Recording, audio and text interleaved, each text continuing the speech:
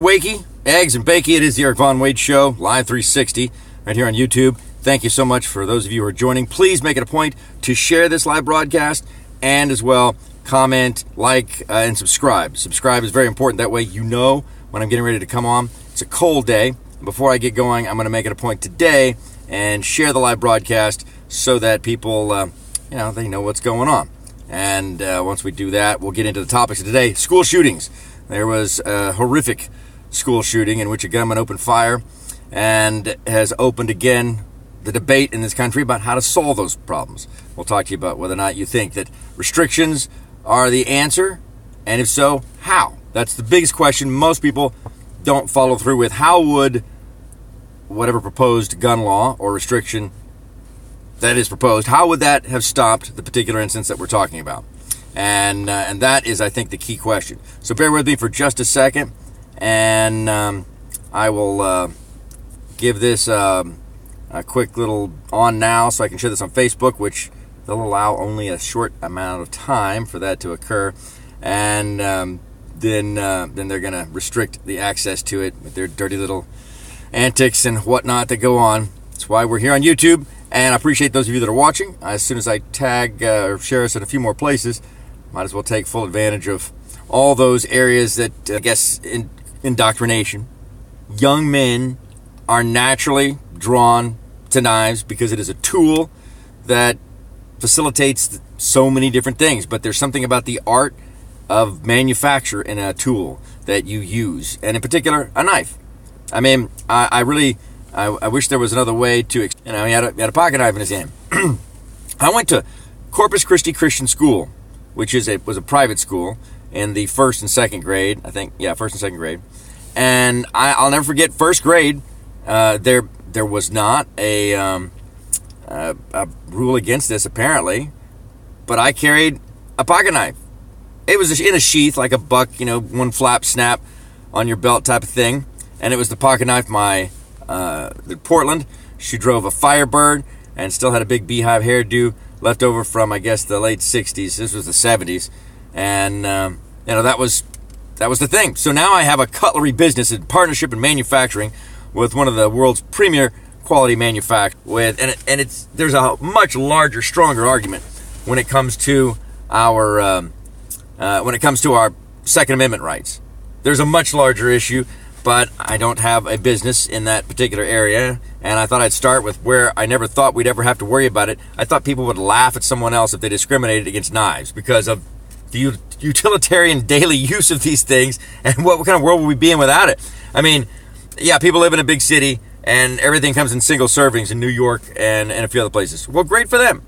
But throughout the rest of the world and throughout the rest of existence, a cutting tool that has the ability to cut will also have the ability to do damage and harm. Like a vehicle can kill somebody because you have a mass of weight and you're driving this thing around in places where people exist, and we've already had people plow through and intentionally do damage. Not that long ago, we had somebody who was obviously suffering a mental condition in which they had let me see if I can, nope, too dark. Yeah, probably too dark. In which they had to express their frustration in hatred for people who they thought were having more luck with the women than they were. That was what that guy's whole issue was. And he was still a virgin, and how disgusting it was, all these good-looking people in this area. So he just took it upon himself to drive through and try to kill as many as he could. You didn't hear anybody saying, oh, you know what we need to do is have some automobile control.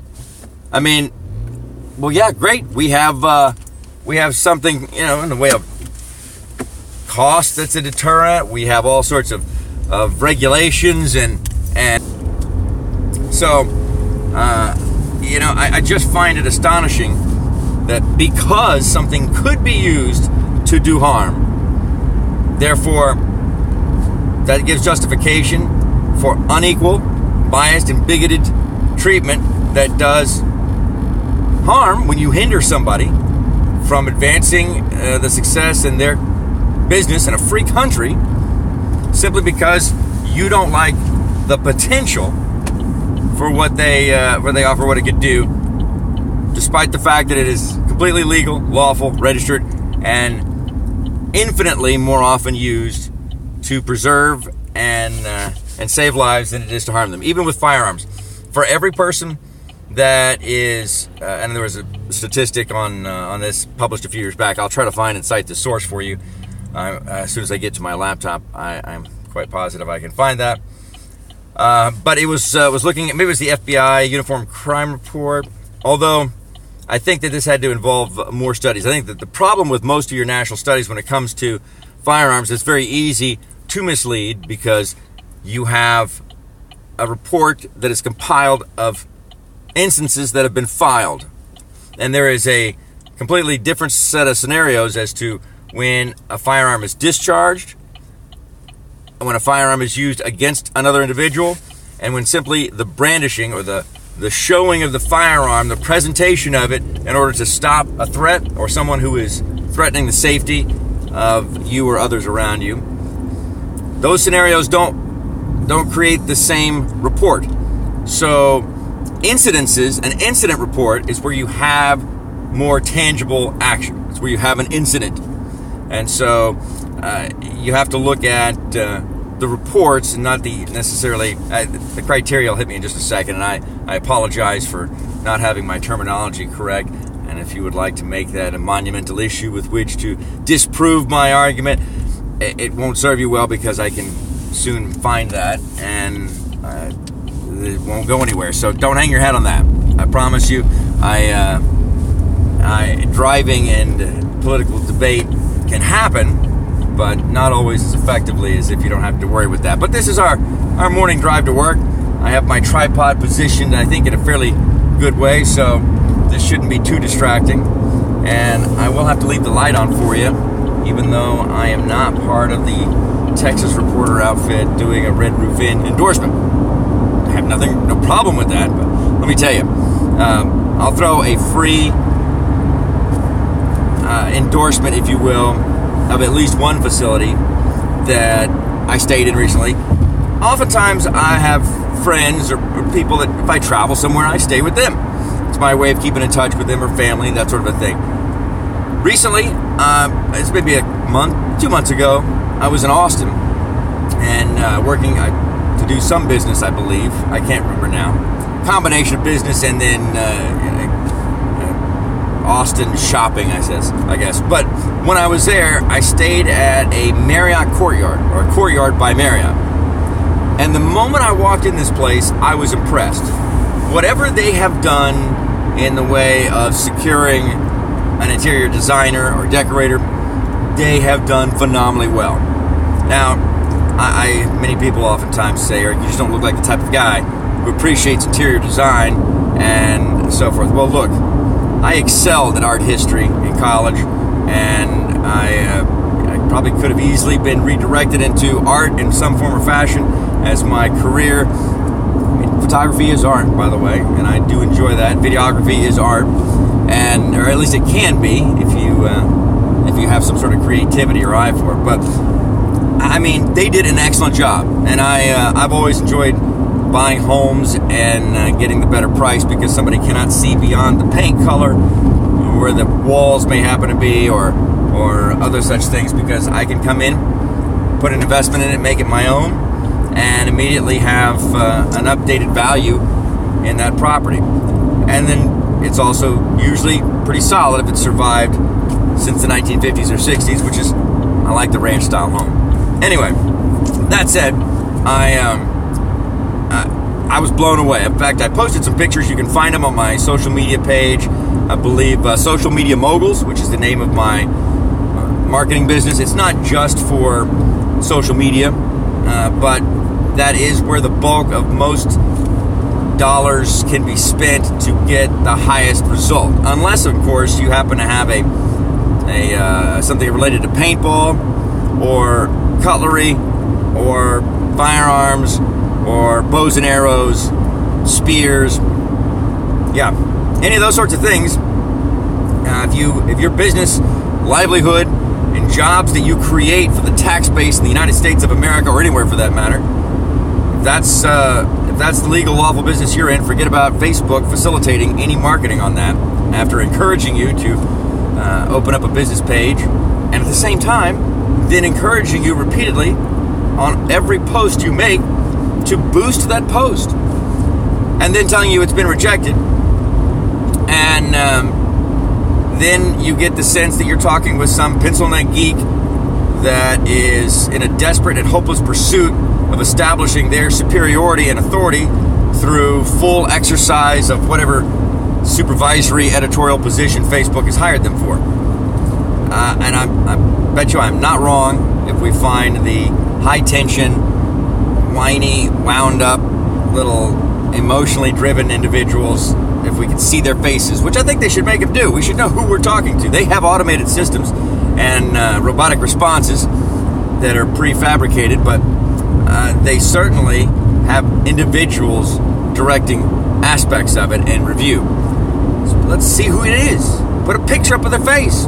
I guarantee you they don't want to do that, because this is that liquid courage we used to talk about when only alcohol was out there to give bravery to people who normally would know better than to disrespect somebody, that might whoop up on them, or that might call them for what it is they're doing. And the moment telephones came along, and maybe it was even true back in the days of Morse code, there was probably some wormy, little, scrawny, whippet looking like individual that had a real bad attitude and wanted to be, it would have been Wyatt Earp at the time, I suppose. But it was never going to happen until they started talking trash across the telegraph to somebody else who didn't know what size they were at another part in time in the country, Marcus of Queensberry rules at dawn or something, there was, then, it had the same, every new technology has brought about an element of this, by the way, if you think about it. CB radios. Right before cell phone technology became affordable enough that what I'm about to tell you became ridiculous, cell phones were expensive. I had a part-time job from the week I turned 16 years old. And the reason is, it was women, primarily, I'll be honest with you. It's like you can do more stuff with them without having to worry about being told no because your parents don't want to give you any money, which always sounded a bit impudent, from my perspective. But that said, so I always had a part-time job, and I had a cell phone pretty early on, simply because they were offering a pretty good deal in acquiring it. And I got to tell you, back in the day with the analog phones, I had AT&T at the time. Maybe it was Ma Bell, still one of those early on. I had a bag phone. I found that bag phone the other day. It may be useful to somebody, but I just didn't have time to mess with it. I sold it in a garage sale. That thing had such crystal clear vision, people could not often tell if you were even on a cell phone if you weren't driving. It was so quiet. It was like a landline connection. And that was analog. And my point to all of this was that, I had the opportunities early on to afford certain technology, and each time we had that, there was always somebody new. Well, before we got into using it much, I was going to tell you the price. Phone, they made a deal which was really cheap to get into, but then you got a whole 30 minutes of free talk a month. 30 minutes, and you start to think about business or getting things done or communicating, whatever it is. Well, that sounded like a heck of a deal, because man, you could 30 minutes a month, and then after that, it was like $1.99 per minute. That adds up real quick, especially if you've got 3 really hot girls you're talking to at the same time who now know that you've got a cell phone, and the novelty of it alone seems to turn them on. You can't not take those calls. That's ridiculous. So, yeah, things are expensive, and still we found a way to afford it because it was the bee's knees. Now I have unlimited service. I mean, I literally would have $500 a month phone bills. So I had to have a part-time job to afford talking to women, which ironically was ridiculous because you could have spent that money taking them out and doing other things. But yes, that said, CB radios was a great alternative. I mean, here I was, I don't know, a junior in high school, and I had a cell phone. by the time I was my first year in college, expenses added up much faster. And I didn't want to spend my savings. So we got CB radios. Well, CB radios, you didn't have as much prank calling or tough guy liquid courage with cell phones because there wasn't just a general broad, channel of communication. People stopped thinking it was cool to crank call and do the rest of that the moment we had caller ID. There were still some idiots, including one idiot child, apparently. That was, I would guess, probably somewhere in like the 4th grade that thought, or 3rd grade, still thought it was cool to prank call people until I said, hey, idiot, your ID has come up on my phone. You realize we have that now, right? And I know what time you're calling because your parents haven't come home from work yet, but you're out of school. So if I hear from you again, I'm just going to call back about the time you're eating dinner and talk to your parents. Never heard from him again, and that was the last prank call I ever got. For the most part. So, that said, CB radios, man, you could get a CB radio, which more government regulation, they continue to put more and more restrictions on the wattage that you could run. Used to, when I was a kid, you could get a 30-watt CB radio. Back in the days of Smokey and the Bandit, Breaker 19, I'm looking for the bandit. I could go through the whole routine. It's a great movie. And it embodied the technology of the time, which was novel. And people were buying CB antennas at every truck stop you can imagine. Cobra. And my grandfather had a Cobra. Big old huge thing that mounted between his legs on the 1977 Oldsmobile Delta 88, which then was handed down to me. It was his company car that he worked for Bristol Myers Squibb for some 38 years before he retired. And 38 years seemed like a long time until I'm talking to you. That's only 10 years longer than I've been doing broadcasting. I don't like this jacket. I realized the other day is older than some people that I know. Oh, gotta make sure I don't turn a corner too hard there. Anyway, that said, CB radios, you can get inside of them pretty easily. It was very difficult to make them at the restricted, like 5 watts and then 3.5 watts on a CB radio. It's ridiculous. But they were afraid it would interfere, and of course, it's really not. It's the linear amps that people would get to boost the wattage to a ridiculous level so that they could CB radio talk across the country. If they drove by the radio station as an AM talk radio show host, I can tell you, 1995, 96, 97, 98, you hear this big echoey sound and stuff because you're hearing that CB guy bleed over. Now, if the FCC ever catches you, there's some serious fines that they were bringing down on that.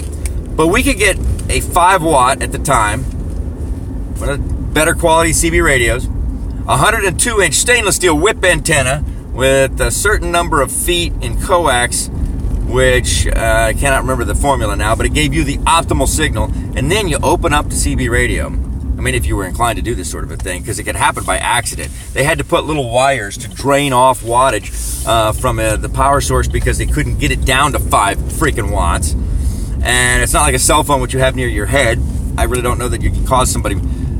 Again, I'm sure in lab rats, they said, those high-watt handheld, they were killing sperm. I could maybe imagine that. Sperm can be a little delicate, They've got to be taken care of.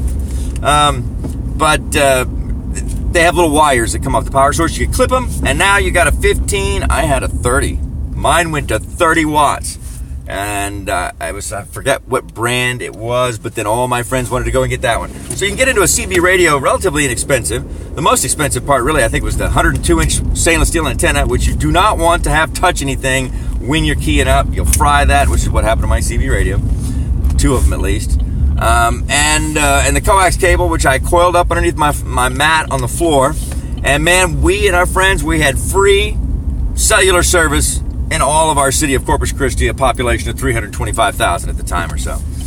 I mean, from one side to the other of this city, we could communicate with each other, fairly clear in most instances if we got on a good channel, and talk all we wanted. And then there was always some dork of a doofus that was feeling the liquid courage of the technology. There's always the liquid courage of the technology. Right now, the point I'm drawing with all this is that Facebook is feeling the liquid courage of the technology, not only collectively as an organization, but as an individual basis of those people who are working with anonymity but yet the full badge of power that is brought to bear with Facebook's clear dominance as, at least for the time being, king of the social media platforms.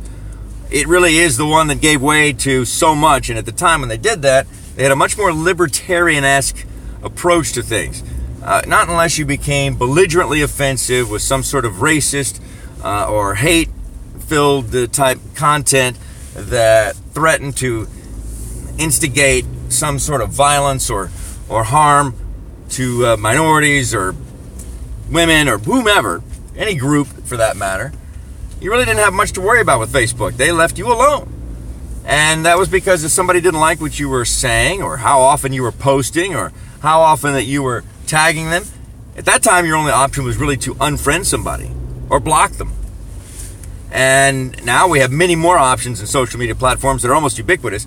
But unfortunately, this level of financial reward and the lack of real hindrance and what I think is an incomplete response to why people are not getting the exposure they once did, and organic growth has reduced all the way down to, by Facebook's admission, 6.5% on the standard model that was provided as an example of Facebook's inability to overcome their popularity, and that's their infamous algorithms that people don't understand what an algorithm is. Although I would think most everybody had that in high school, and probably in chemistry. I would think maybe one of the levels of mathematics, trigonometry, something would.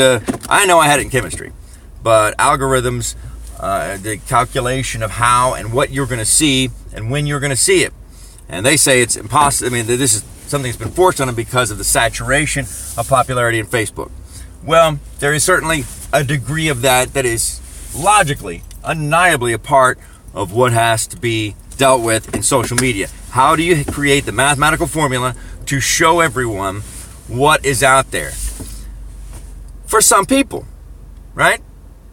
But here's where these reporters and others who are writing these stories leave a gaping hole of illogical bias. It seems to me a red flag that there's a bias on their part. They can't be that uninformed to not get the mere fact that there's a preponderance of people on every social media platform, but in particular, let's take Facebook, who they've been the social media king. They are at the moment.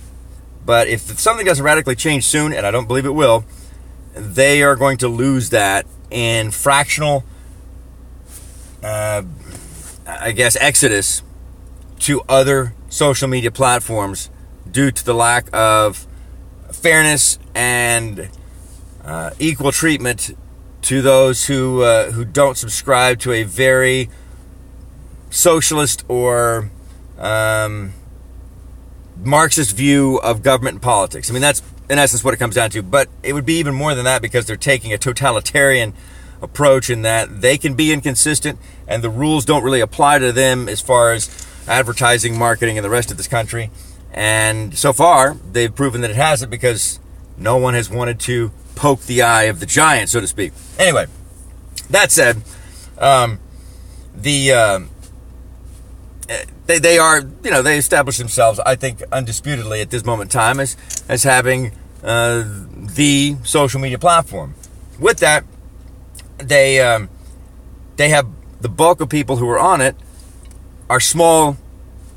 They're small users. I mean, I can't tell you how many times the average person's friends probably don't go, somewhere between 150, and they probably don't even know all of those. Because if you have less than 150 friends, I immediately conclude, and it may be wrong in some instances, but I immediately conclude that you are a fake profile that was just recently set up and are trying to send me a friend's request so that you can send me more spam, or try to pretend to be a social person until you gain a degree of trust, and then before it's even comfortable, you're hitting me with a tragedy has struck. You've had to fly back to the Philippines, and your mother is in the hospital. They're going to put her out on the street if she doesn't come up with $10,000 to pay this bill. And you don't know what you're going to do, or some variation of that. I don't have time for any of that. So but that's the truth. Most people, I mean, even if you have 150 friends, it's still a high probability, in my opinion, that you're a fake profile. So most people, I would say, though, it's reasonable that an average person who stays on Facebook to be connected to actual friends that they know, 150 people is a pretty good circle of people that you know that you would care to keep up with. But I would say somewhere between 150 and 800. I have 5,000. I only can say that I know a high percentage, or I've met a high percentage of the people that I'm on connected with Facebook, because I have been in a public figure position for so long. There's even people I know that I've forgotten that I know. I may not have remembered their name, but there was a time in which for a couple of weeks or a few months, we worked in the same proximity or something, and I just didn't ever get a chance to really talk to them in great detail, so I didn't know their name, and I don't recognize what they look like at this point in time. I mean, that happens all the time, so I may know even more, but I'm a rarity. My 5,000 friends did not come from a pure sycophantish, juvenile sense of wanting to be cool or important. Certainly, you want to be thought of as cool if you're a public figure. There's no doubt about that. I mean, it's hard to build popularity on not having some essence of cool. But, it wasn't just because it was an ego stroke. And I can say this honestly after all this time. Whether I do this or I do something else, I don't have to be known by masses of people in order to feel validated. The thrill of that is, I don't want to say it's gone, but it's not present anymore. What really I enjoy most of everything is accomplishing something that leaves a mark, whatever that is. It may be an intangible mark in your mind, or a sense of, hey, you made somebody laugh. It helps to make people think. Even if you don't agree with anything that I say, if I make you think and challenge your previously held emotional beliefs, and you go out and you find some form of evidence to substantiate what you want to be true, I feel like that is a positive thing, because the more we deal with that, the better we have as a chance of finding some common ground. And in most cases, I doubt we could find nothing to agree on. And if that's the case, you probably hate Americans and you're a terrorist. And we have another way of solving that sort of a thing. I mean, really. There's that. So, I mean, that's a little bit of an oversimplification, but it's really kind of true.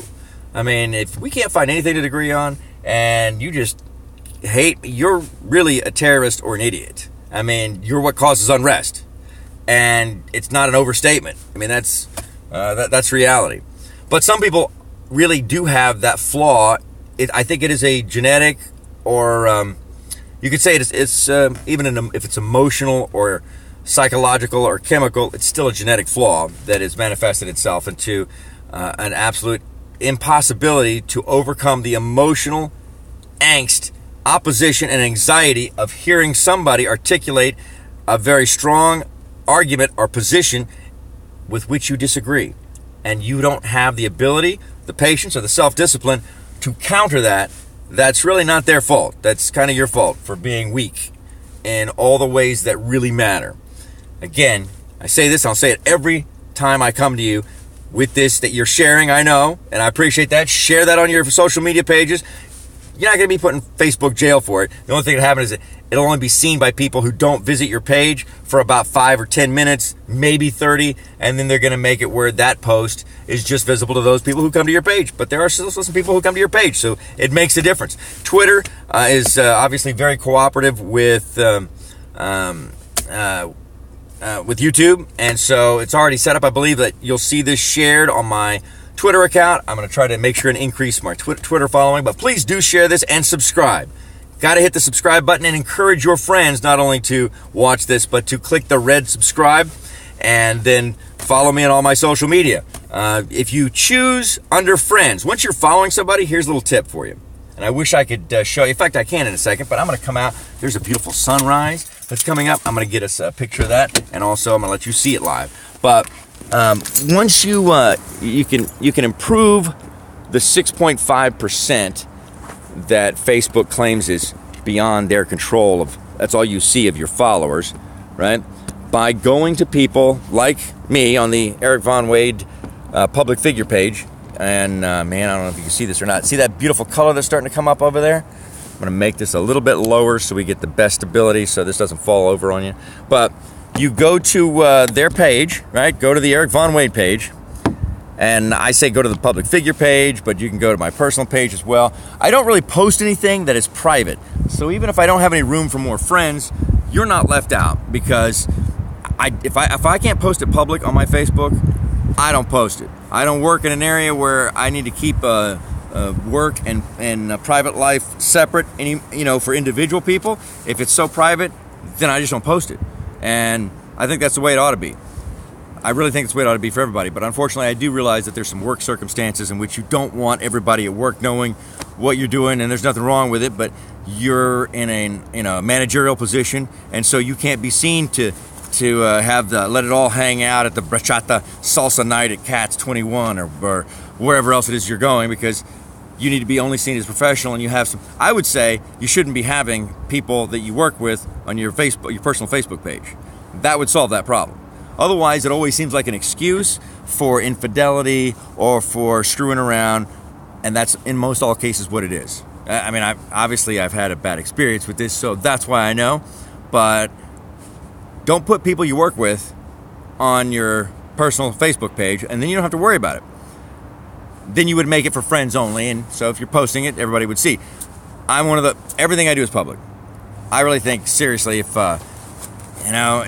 don't post it if everybody can't know about it, because the reality is, even if it was under the scenario you go to Cats and let it all hang out, and you don't want the people that work under you to see video of you doing bachata or something else along those lines, because you look sexy and hot, and then you need to, you got to wear gray coveralls and you work in the gulag. Whatever. I mean, it's possible. Well, in reality, then you shouldn't be posting it at all. Just share it with your friends privately. Don't make a post about it. Otherwise, everything else seems like a very well and thought through excuse to continue to filter here and there and only let some people see this or some people see that. Really can't be that important if not everybody can see it, right? I mean, honestly. And secondly, really seeing you dance in a nice black dress that may come up above the knee slightly. I mean, unless you're stripping on the side. And I would still argue this: you shouldn't be posting that if that's the case, if you work in another position where they might fire you over that. I mean, that's just common sense. I've heard every argument under the sun, and oftentimes it usually takes me back for a moment because I got to put myself in somebody else's position, perspective. I may not be right.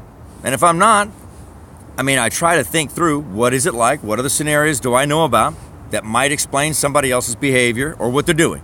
If you don't do that, you're a person who causes unrest, because you're going to tick people off because you didn't think about anything besides what you thought from your perspective and how it affects you. Don't be one of those self-centered people. I'm getting my camera.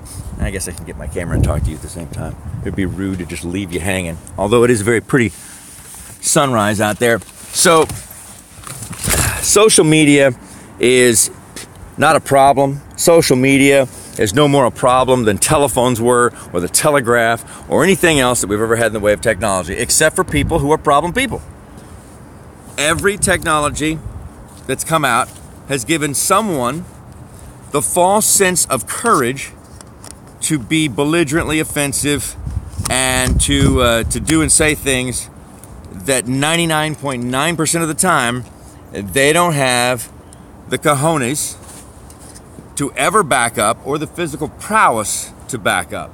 Yet, the moment that they think somebody is unaware of their lack in stature or self-discipline and exercise or training in order to be the tough guy that they have talked themselves out to be, they'll take advantage of that. You're talking this. It's like the opposite of this would be Mike Tyson. Mike Tyson probably got really tough because he sounds like a little girl with a lisp on top of that. Legitimately, Mike Tyson sounds like a Warner Brothers cartoon character. And he could have done a voice on Finding Nemo. He would have been one of the, look, Nemo's swimming out to sea. It would have been perfect. And so I say this, but Mike Tyson probably never, if he did prank call somebody, let me tell you, the joke was on them. he shows up. So what are we going to do now? You know, I mean, hey, Mike, hey, I mean, we don't have to be enemies. And Mike, hey, you say that now. Where's the tough guy I heard on the radio? You know, not that I ever talked trash with Mike Tyson. I mean, I would have told him straight up, though. It's like, man, you can't be biting somebody's ear. I was all Mike Tyson may be a bad guy, and I may not agree with this or that, but, you know, he's a great boxer. And he still is a great boxer. There's no doubt about it. And there's no doubt about it, Evander Holyfield plays a game with the accidental headbutts. Remember that fight? Maybe you do, maybe you don't. The one thing, I like to play a lot of sports. I've been very athletic my whole life. Cannot stand to watch most sports because I want to do it. It's like I played basketball. I didn't play football because my parents knew somebody in the 19th century, literally probably, born in the 19th century or thereabouts, that was in the family that broke their neck playing football when we didn't even have hard helmets. We had leather helmets. Tried to explain this to them. Coach tried to get, they would not let me play football. Then they also would not let me box. I had a Golden Gloves coach that saw me and, you know, went nuts over whatever it was, boosted my ego big time. And he said, I've never seen such a natural talent. Tried to get my parents to sign the waiver. They're like, no. And my mother was all concerned about my pretty face. Like, don't you understand? You're like, hey, sometimes a tough face that's taking a pummeling kind of looks cool too. A lot of women, you know, chicks dig scars, as they say. I was hoping the sunrise would produce more color. It's been kind of, not so much. Anyway, so raise your children, and sometimes it's a simple thing of just talking to them. Don't make the mistake of being one of those that has, I mean, for lack of a better term, we used to say, it's kind of a country phrase, you don't have any ass. You know, don't be one of those that's all talk and no action. And then on top of that, don't start trouble for no reason. If your whole thrill is to, you know, be anonymous behind a computer as a troll, or some of the other folks who have really ruined and you're part of the reason why society is losing the newspaper or the longer source of printed media, because the moment that newspapers, sadly, I think they did it because, like our local paper, the Caller Times, is rapidly politically polarized to the left. And even though this is a former Democrat county who had been Democrat since Reconstruction, right? That's when the Civil War ended and they reconstructed everything. It had been a Democrat county, primarily because, you know, they didn't want to treat people who were black the same as everybody else, and it was Democrat. And then it transitioned on through the Lyndon Johnson period with the social program handouts and the rest of it, and on and on. But nonetheless, until Governor George W. Bush was elected, this county, Nueces County, Texas, had gone Democrat since Reconstruction. And then, boom, like that, it turned Republican. Why? I'll tell you why. Because there is a strong familiarity with firearms. The Second Amendment issue was a big part of that. Not because everybody is so up on the Constitution, because the Second Amendment has absolutely nothing to do with hunting. Constitutionally speaking, it would be an outrage, and you probably would not survive office come re-election, but you could constitutionally, theoretically, outlaw hunting and outlaw competition or target shooting and only have firearms that were the equivalent of the small arms issued to whatever our current military small arm might be. Semi-auto, AR-15, M4 style rifle. Constitutionally, it was designed to supply the militia, the civilian contribution to the military, or the civilian contribution to a check on the authority of the federal government if they ever tried to oppress the people. I mean, there's a lot of constitutional history and all that. We're going to talk about that today because the Second Amendment is, again, at risk in reaction to a school shooting that is a tragedy, and always is a tragedy, but I think what compiles that even more is the fact that instead of focusing on usually the mental illness and our lack of communication between different entities that could have at least potentially put this person in some help or taken them out of, you know, civilian regular population and maybe avoided the incident altogether, or delayed it or minimized it, instead of focusing on those things that would make a difference, every single time the opportunists who are living in a religious-like blind faith to this concept that banning firearms in the United States of America is going to stop these sorts of things from happening, or that will give them some control and political leverage.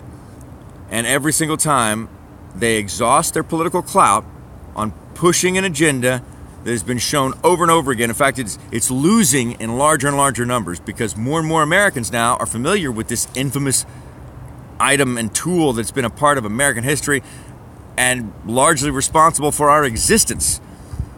The firearm, since Bill Clinton and Barack Obama pushed firearm bans altogether, so-called assault weapons bans, more firearms were sold under Barack Obama's 8 years as president than in any other period that we have ever had in which records were kept on the sale of firearms. And I think logically you could argue because of the population and because of the internet that there's no doubt it was the largest in all of human history in the manufacture and sale of firearms.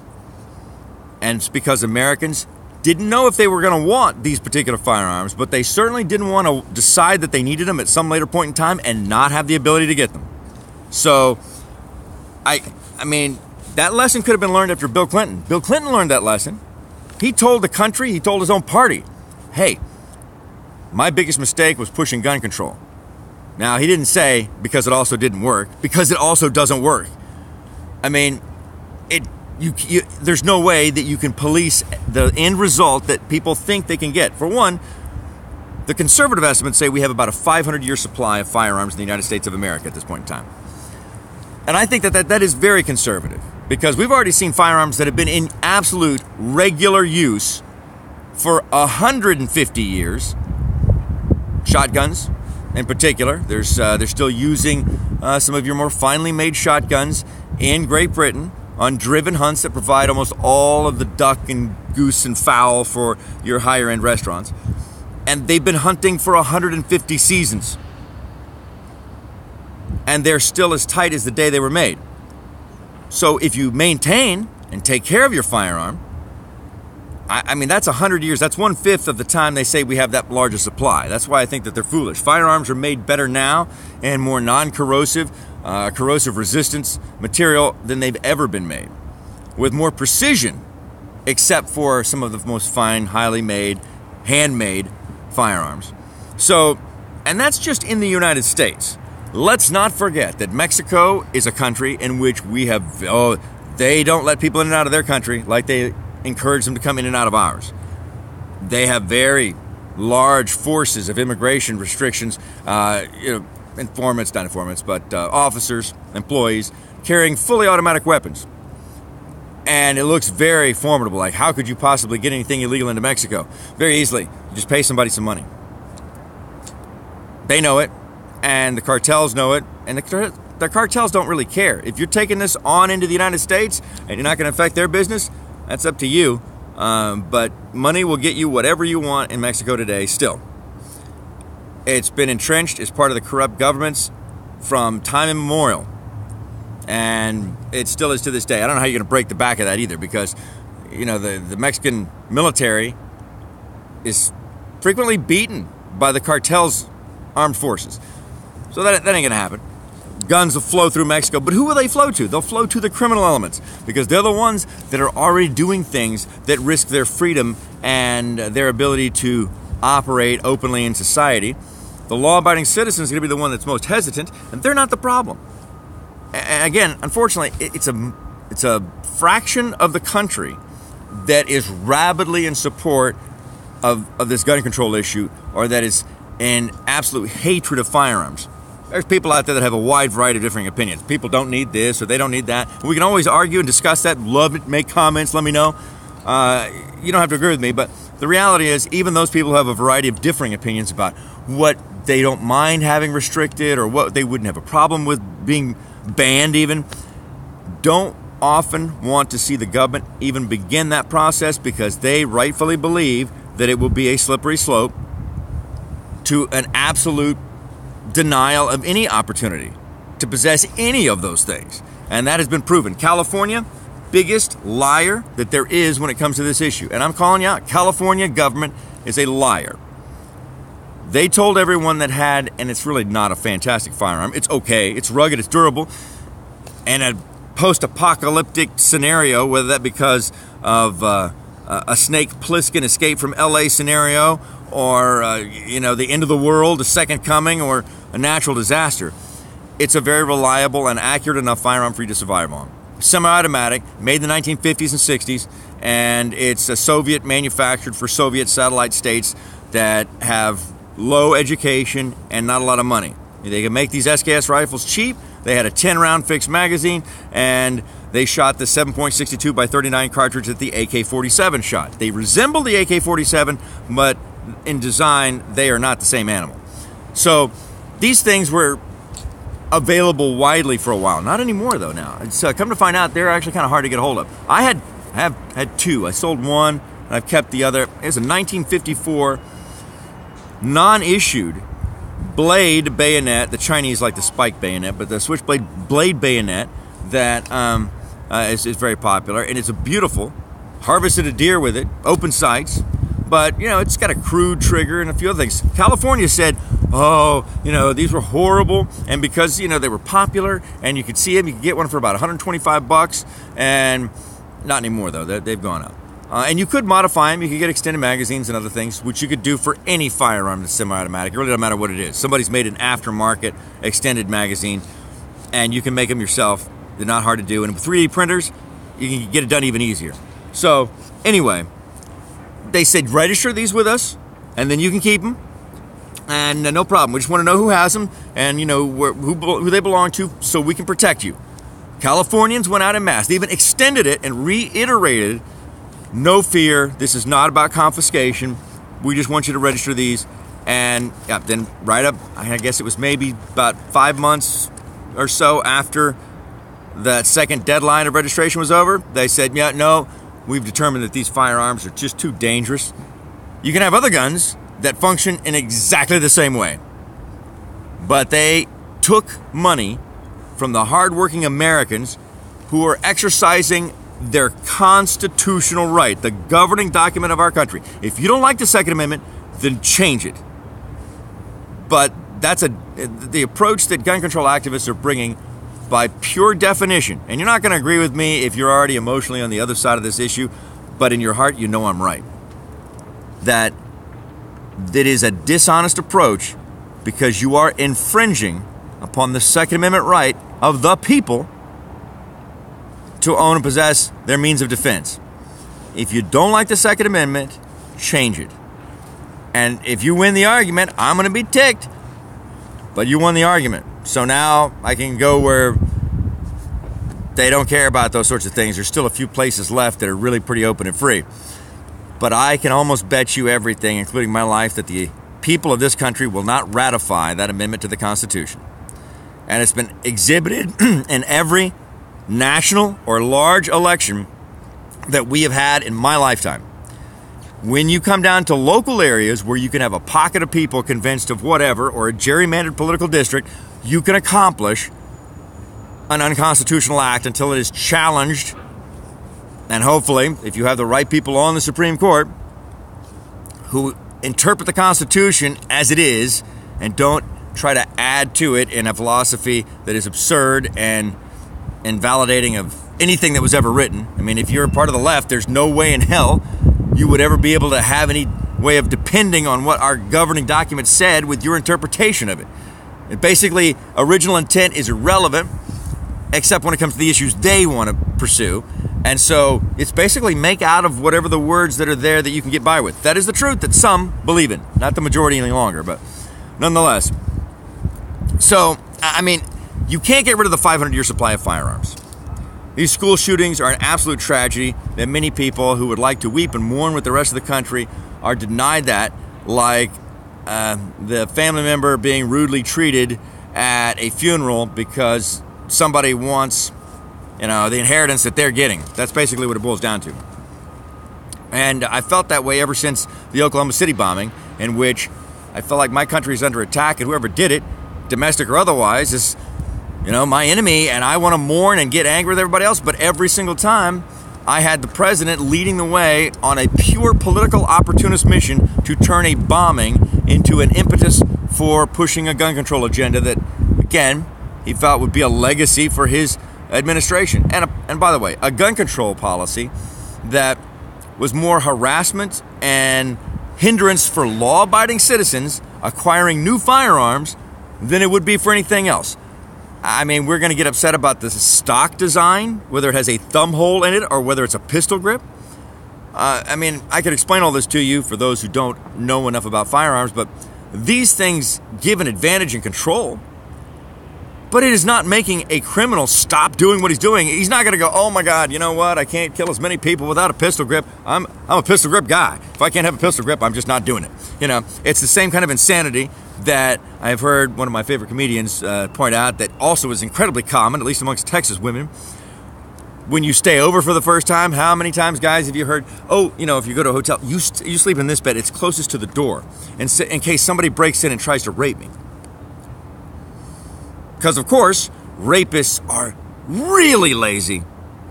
Everybody knows this. They break into a place. Ah, crap, she's on the other side of the bed. Well, looks like I'm rubbing this one out on my own. I mean, that's not what they do. If a rapist is that intent that they're going to bust down a door or, you know, ram out the lock with it and come in, whatever side of the bed she's on is probably not going to slow them down, and you better move yourself into position with your firearm real quick because, you know, they're gonna keyhole more than the lock. And you know, just as a little cautionary tale, but the lack of logic behind a commonly repeated phrase that seems to replicate some degree of safety, which is all some people need if it makes us any degree of safer. That's one of my favorite things to hear from people if I really want to have a teachable moment and there's an audience. When somebody says, well, if, you know, it helps one person, if it makes one thing better, then we have made a difference. And it is just a wonderful thing. Where was the moron that first said this with enough courage not to be humiliated in their stupidity, and then so much so that they have encouraged multitudes of other people to repeat this phrase? Almost as bad as the world's worst historical statement. If you're not doing anything wrong, you don't have anything to worry about. A lack of privacy. Those are the people that cause entire civilizations to have gone onto the ash heap of history. Those are the people that are responsible for genocide. Those are the people, literally, if you say that, I'm saying this, I'm calling you out. If you're the person who runs around saying, well, if you're not doing anything wrong, you don't have to worry about anything to hide, you've just repeated the main specific word-for-word catchphrase of every despot, totalitarian, terrorist, communist, Marxist, brutal dictator, murderer, mass murderer, Hitler-like, Hitler himself type of guy, that throughout history, you're repeating the evil disguising itself as practical thinking. I'm not doing anything wrong. Why do I have to care if everything I do is monitored and watched? And you're screaming to the world you're a fool. And I'm not calling you by name, so nobody's going to know. Just stop saying it, because it's so wrong in so many ways, I can't even begin to tell you. If you're not doing anything wrong. I mean, I say it as a joke about my lab, God rest his soul, Luke's passed on, when he chased squirrels. Because his mentality was, if that squirrel didn't run, probably innocent. He wouldn't run if he wasn't guilty of something. I mean, yeah, but the same people who say that get all upset when law enforcement utilizes the, well, if you weren't doing anything wrong, you wouldn't have run mentality. If you're not doing anything wrong, you don't worry about your privacy. Stupid. And I hope you feel a little offended and embarrassed, because that's what keeps people in society from doing a lot of things that have very real dangerous consequences. We cannot pass laws to stop every idiot from being an idiot. But what we can do is keep a healthy degree of appropriate shame for bad behavior. And all of, that's another thing. Everybody wants to eliminate failure, shame, embarrassment, and humiliation. Instead of what they used to do was teach you how to deal with it without becoming paralyzed and horror over things that shouldn't really have the volume turned up that high. Hey, be afraid of getting knocked up if you're a teenager in high school, because it's going to make life really freaking hard on you. And no matter how cool everybody is with it, it sucks not to be able to have all the fun that your juvenile hormones and in mind want to have, because you've got a child at home. And you're either going to get over that and suffer through the frustration, making you a somewhat bitter woman, harder to find somebody to be happy with later on in life, which is just a few years down the road, harder to get the education that you want so you can get the money that you want and live this life and dream that you have, harder to stay positive because of all the negativity you feel and frustration when you see your friends going out and they don't seem to care or understand that you've got a child. Or you're going to go and give in to all those sorts of things and raise another thug hoodlum type that's got a bad perspective on life, steals from people, does wrong, and doesn't really know any better because he was raised by other children or some other adult that didn't have their best interest at heart because they weren't their child. Daycare, whatever else it is. They do the best they can, but I'll tell you, every person that operates a daycare facility will tell you they're not more important than the parents, and they can't replace teachers, educators, the best people out there cannot replace a child's parents. You want them to be raised up to be good people that are respected and liked and successful? Get your ass to doing it because nobody else can. I mean, it's true. Now, there's instances in which people have all sorts of prohibitions. Unfortunately, we have a number of people in this country that are divorced, and with that divorce and immaturity comes using the children as a means by which to get back at the other parent or pay back the other parent because they didn't stay married to them or because they slept around or whatever else that it is that the kids don't care about as much as they do about seeing that they're their parent. And you're not doing anybody any good. You're doing the person you supposedly care about the most harm, because no matter how bad you two were for each other, the very real possibility is that there's nobody better as the mother and the father for that child than you two. Whether you were married or not, or whether you like each other or not, or whether she's a big whore or he's a big whore, really, as long as they are appropriate with the child, all those other relationship issues are not as important as being in their child's life. So when you start playing games, and most of the time it's coming in one direction, you're doing it out of an emotional disdain. And sadly, this is just the way the world works. Every other woman out there whose baby daddy doesn't want to be involved, they can't track them down, chase them down, give them free room and board, or whatever else is necessary in order for them to see their child, wished they had the fathers that, for whatever reason, they couldn't be in a relationship with, that everybody else has, and that play games and and harass them and try to keep their child from them. It just works out that way. Probably there wouldn't have been a divorce if those women had been with the guys that are on the opposite side of the fence on this issue. Then there probably wouldn't have been a divorce, likely anyway, or as many of them to begin with. But that's a reality, and you're not doing your friends any favor by rubber stamping everything that they do. The best friends out there are the ones that will call you on your crap privately, not in public. That's friends and spouses and boyfriends and girlfriends. The worst mistake you can make is to disagree or chastise your significant other in public, your friend in public. That's something you do in private, but if they're screwing up, you need to be the one to tell them, look, I love you. I know you're going to get mad at me about this because you're all worked up thinking you're so right, but you're wrong because this, this, and this, and you need to do something about it.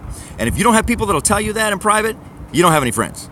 What you have are suck-ups, brown-nosers, carriers on, people who are more interested in a popularity contest. They got some other ulterior agenda, because if you're not strong enough to disagree and to tell them when they're wrong and to help them get straight, you're not doing anybody any good. You're not helping them, and you're certainly not helping society, and you're part of the problem once again. Having the loyalty to your significant other does not mean engaging in bank robbery if they decide they're going to go rob a bank, right? We'd all agree with that. So it doesn't mean that you have to take their side in private with everything they do. Right is right, wrong is wrong. I've seen too many people out there, men in particular, that their big excuse is, well, she's my wife, I got to agree with her.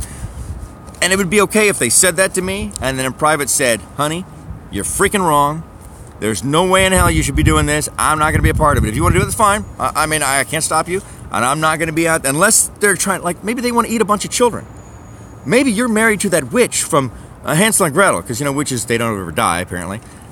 So if you married that woman, you got to be a person who really is looking for character more than anything else, because she's green, got a big wart on her nose, and she hadn't combed her hair in God knows how long, and the rest of that outfit is ratchet. So you got to care about what's on the inside. you can't look past a big thing, cannibalism and abducting children. That's a large thing. So, if you're married to Hansel and Gretel's witch from the forest, it's time you pull her aside and say, hey, come here with your big nose. Take off the pointy hat for a second, sit down on your broom, and we're going to talk. You're going to hell for this. And you just need to tell her straight out. Like, maybe you can ask for forgiveness, but if you die right now, I'm pretty sure every religion says, even Wiccans, you're eating children. Hello? I can't be with somebody as much as I love you. And those freaky things you do, the way you laugh during sex, I don't know, whatever it is. I'll miss that a lot, And those times together when we would watch, Bewitched and reruns and stuff like that, I would imagine would be a thing, right? Cauldron Brewing 101 that we took together in college where we met. But if you're going to continue to eat children, that's fakakta. I'm out of here, I schlepped all the way across the country to come live out in the woods with you here from the big city, and now you're mashugana with this eating of these children. I thought it ended with these two little German fatties, but no. It went from schnitzel to everything. And so you could understand. Maybe, you'll make a difference. But at the very least, you can't go around supporting what you know is wrong. Ethics, character, it will be the only thing that might save you one day. And if you're not strong with it, if you think it's, I'm going to do this here, I know it's wrong, but I'm going to do it anyway, I'm going to take this, I'm going to steal that, you're screwing up. That's the biggest problem in society. We don't want to hold ourselves responsible. We want to blame they, them, politicians, the government, the president. What else do we blame the they on? I mean, they should do something is a common phrase again that makes me want to strangle somebody. You are the they. There is no they without you. We let things happen. When was the last time you called your congressman? Okay, and as an example, and this really hasn't changed. We have the internet now. You've heard of this thing? A few of you might have come across it, right? It's kind of a big deal. We have a greater ease and ability in contacting our elected officials than we have ever had in the history of human society. Before that, we had a thing called letters. You had to write it out by hand. You had to go and look up the address of your congressman, and that always didn't get you the result you wanted. Let me see if I can put this up here like this. So, here's what happened. We had to look it up, and every now and then a congressman might come through and talk to your high school class, and then you got his address. It's great. Or you could call information for a while. I guess they were in the phone book. You had to look that up. Alphabetized crap and stuff like that. 1990, I was asking a question as one of our, Solomon Ortiz was our U.S. congressman. Think about that. And he was there forever. But, he was explaining to us that if they get a flood of letters on any particular issue, then he takes very serious consideration of that position because he knows it represents a significant portion of his constituents. If at any one given point in time he gets a flood of letters. Letters were the thing. We didn't have email that was prevalent, at least.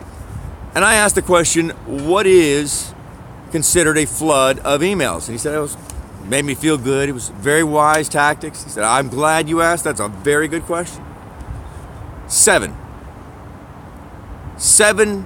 letters is considered a flood of letters in 1990 on any particular opinion that was before Congress. So much so that, admittedly, they would have to consider modifying their position, changing their position, or continuing on if that was what it was in support of, if they got 7 letters from the hundreds of thousands, actually millions, of people living in their districts. The U.S. Congressional District, 27. 7 letters. Do you know what number of emails amount to a flood today? 7. About. Sometimes they get a few more. But most of the time, people have their head up their ass, not paying attention to anything except the irrelevant stuff that gives them entertainment the moment that they get done with whatever that is they have to do at that particular there's a preponderance of people who are living a wasted existence, thinking that if they did what I'm suggesting, life wouldn't be as much fun as what they're doing now, and it's exactly the opposite. But they're still operating in the mentality that they developed. Most everybody had it when we were 16, 17, 18, 19, 20, 21, 22, 23, 24, 25, 26, 27, depending on who you are.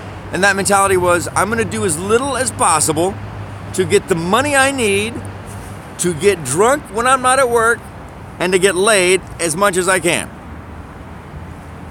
I mean, I'm not condoning all of that mentality at all. I'm not saying it wasn't fun, but that is the mentality of the juvenile. And we don't have any maturation in large numbers anymore because people haven't experienced what it's like to do things like an adult and to reap the rewards of it. And that's because there's enough idiot juvenile adults who are grown-up kids that are around them all day long in a society that doesn't punish people for being idiots as it once did, with the consequences of immediacy and loss of respect, association, finance, jobs, because we need everybody doing whatever it is they can, even if they're idiots. And vacuous individuals whose greatest comedic opportunity is when they can go, that's funny, don't get me wrong, I would do it, but that is by far the extent of my conversation. Literally, I had a guy one time, sat around with his friends, and brother to a woman I was dating, and they would drink a pitcher of beer, and it wasn't good beer, but it's what they would drink, and sit there and go, bah. I mean, there was no conversation. It was funny to watch, and it's funny from an outside context looking in, as any idiotic comedian would be, except that these people, that's what they did. That's who they were. That's this guy.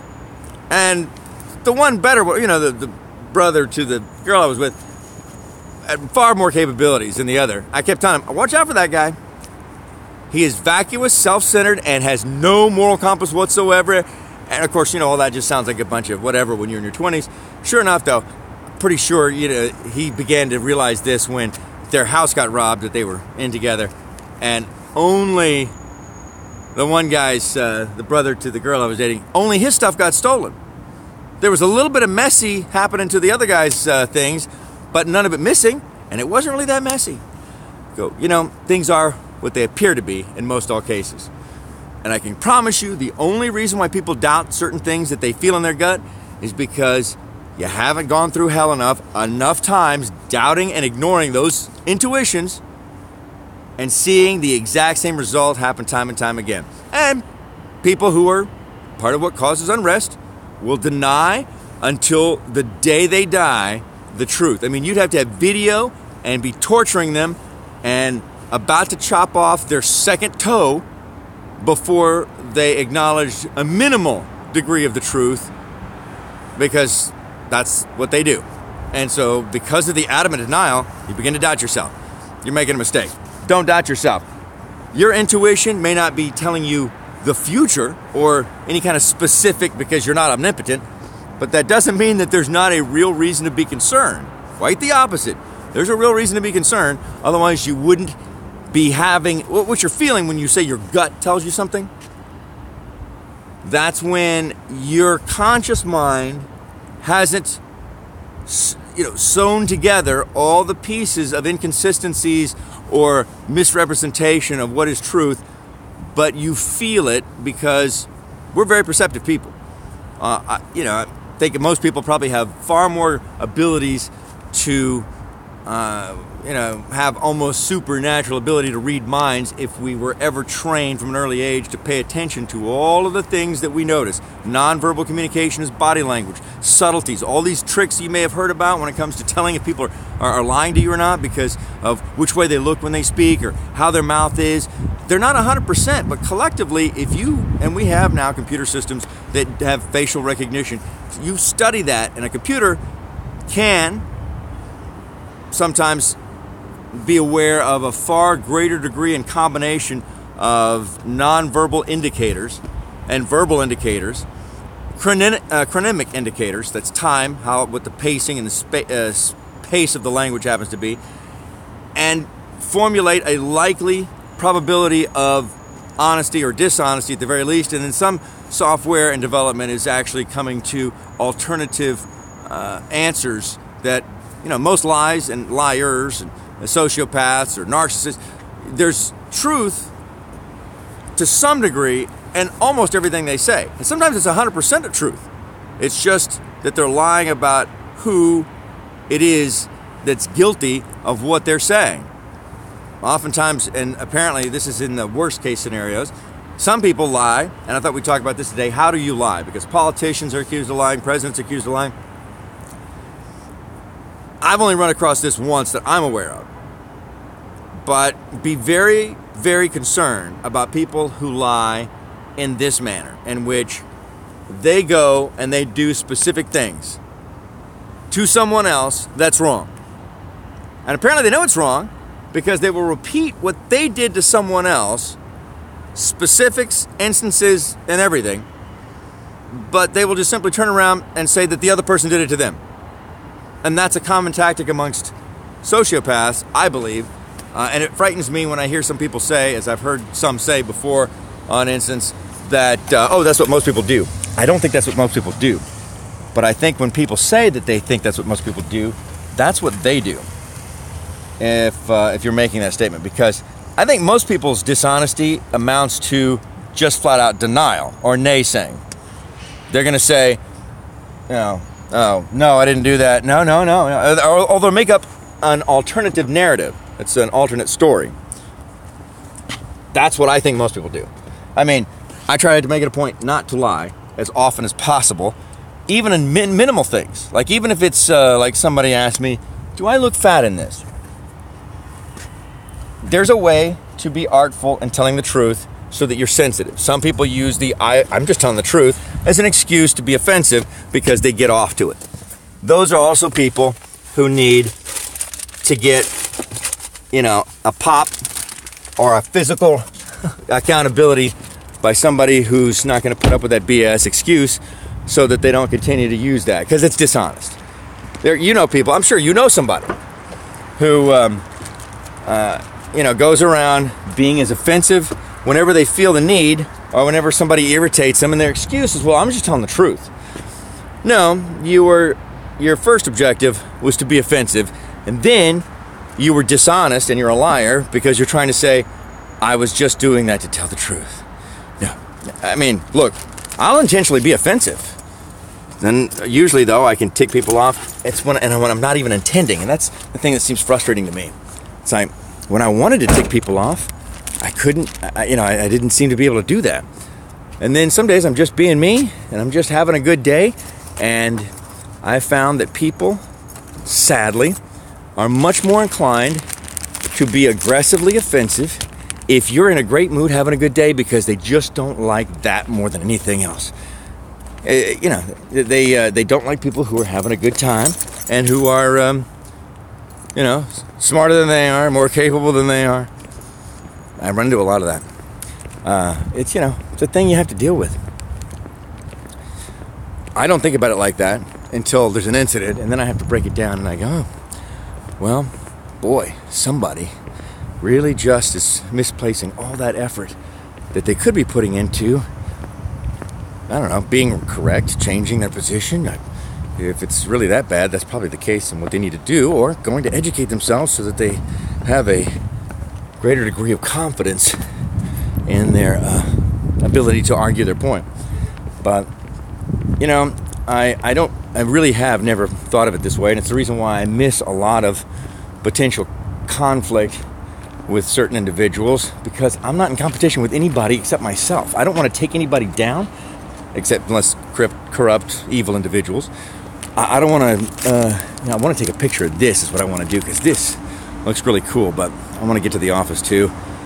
I need water in a bad way. I don't know if you can tell, this is a kind of a far off shot, but that is a gorgeous sunrise again. Thank you all for watching. Let me say this again.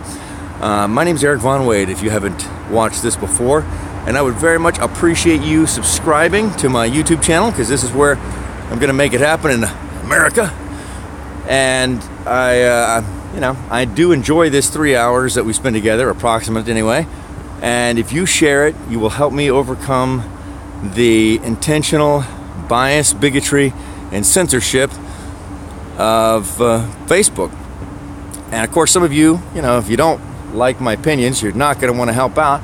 But I would hope that you would want to see free speech that doesn't do harm, advocate any kind of racism, bigotry, or other such nonsense. I certainly have a lot of friends and a vast and varying degree of backgrounds and religions, and probably more so than a lot of liberals out there who like to think about it but don't really have it going on in practice. And yes, I'm a conservative and I'm biased in that way, but the one thing you'll never hear me do is simply start advocating for a ban on the things that liberals like to do that can be used by criminals or in nefarious ways. Because can be is not a reason to deny people freedom. And this country was not built on that kind of stuff. This country was built on the fact that the greater good is an individual responsibility, which again, that doesn't make people on the left hate to hear that, because that gets in the way of blaming something else, someone else, and then therefore giving cause or rise for government to provide or make things better for you, or safety scissor and straitjacket the world on your behalf so that you don't ever have to worry about cutting yourself or getting hurt. This was not a country of guarantees. This was a country of opportunity. That doesn't mean that we don't have a safety net, because look, I'll tell you this. For people who are purists in their concept of government and say we should never have any social program whatsoever, I would say you need to think about the consequence economically of not having any unemployment or not having any benefits to bridge the gap between employment. Because if you create a scenario like that, then, excuse me, go on now. Then we'll take this elevator off here so that I can finish the speech without getting in the way here of somebody else's convenience and having a nice little elevator ride, not having to listen to all this if they don't like it. See, that's perspective. I try to be considerate. How would you like to be in an elevator with a guy talking to his Facebook Live, no longer, YouTube channel, and, going on about how they like to put lizards in their underwear, or some other thing that might seem unpleasant and lacking in desirable action on your part. You gotta think about this stuff. So, I'll take a little extra walk, and yeah, maybe she would have loved it though too. But you gotta make a choice. So, we live in a country in which our best attributes are the fact that because a few act inappropriately, we are not going to place punishment on everyone, which is unfortunately what we're doing. And that has given rise to the dishonesty, lying, misrepresentation of groups that do not deserve our trust and have no character, like the Brady Group. They know what they're doing. They've even admitted it in some interviews, which are now infamous or famous, that have been recorded, where they admit that their ultimate goal is the absolute ban of all firearms. And why? Because they think it's going to make the world a safer place. And why? Because James Brady he's not the only person, but he was the classic embodiment of a guy who was not a super conservative beforehand, by the way, contrary to what some have tried to lead you to believe. But he worked for Ronald Reagan, and in the early years of the Reagan administration, when John Hinckley Jr. was trying to get the attention of a young girl who really wasn't into boys, but certainly wouldn't have been into this weirdo, opened fire on Ronald Reagan, hoping to assassinate the president. But instead, he ended up hitting the president and a number of other people. James Brady took a bullet to the brain and survived. But he was never the same. And the debilitating brain damage, I think his wife, more than anything else, was angry. And John Hinckley Jr. was already painted an empathetic character who had all sorts of bad influences and all sorts of non-opportunities, and he was mentally ill, and that's one person, and there wasn't a satisfaction there. But if you can champion a cause like gun control, for many people that is the venting of the anger and the pain that they would feel anyway over the loss of somebody. Sad thing is that, you know, if you've ever witnessed anybody going through a grieving process, wherever that is, for whatever reason, natural causes, but especially if it's premature, if somebody had a heart condition, if somebody died in an automobile accident that was their own fault or no one else's that could be blamed. How many times have you noticed irrational attempts to lash out and blame any and everything except, you know, the individual if they were responsible, or just accepting the fact that it happens and being angry? I mean, the grieving process that once was an understanding on the part of a much larger group of Americans, it seems, is not there any longer. We don't have a maturity and advice from peers and others, or maybe well, we've had too much encouragement of other conditions and circumstances. I mean, look, I don't blame people for feeling the things that they do. I blame them for carrying it through to absurd lawsuits or attacks on people or inanimate objects or anything else that you can imagine, with the follow-up of financial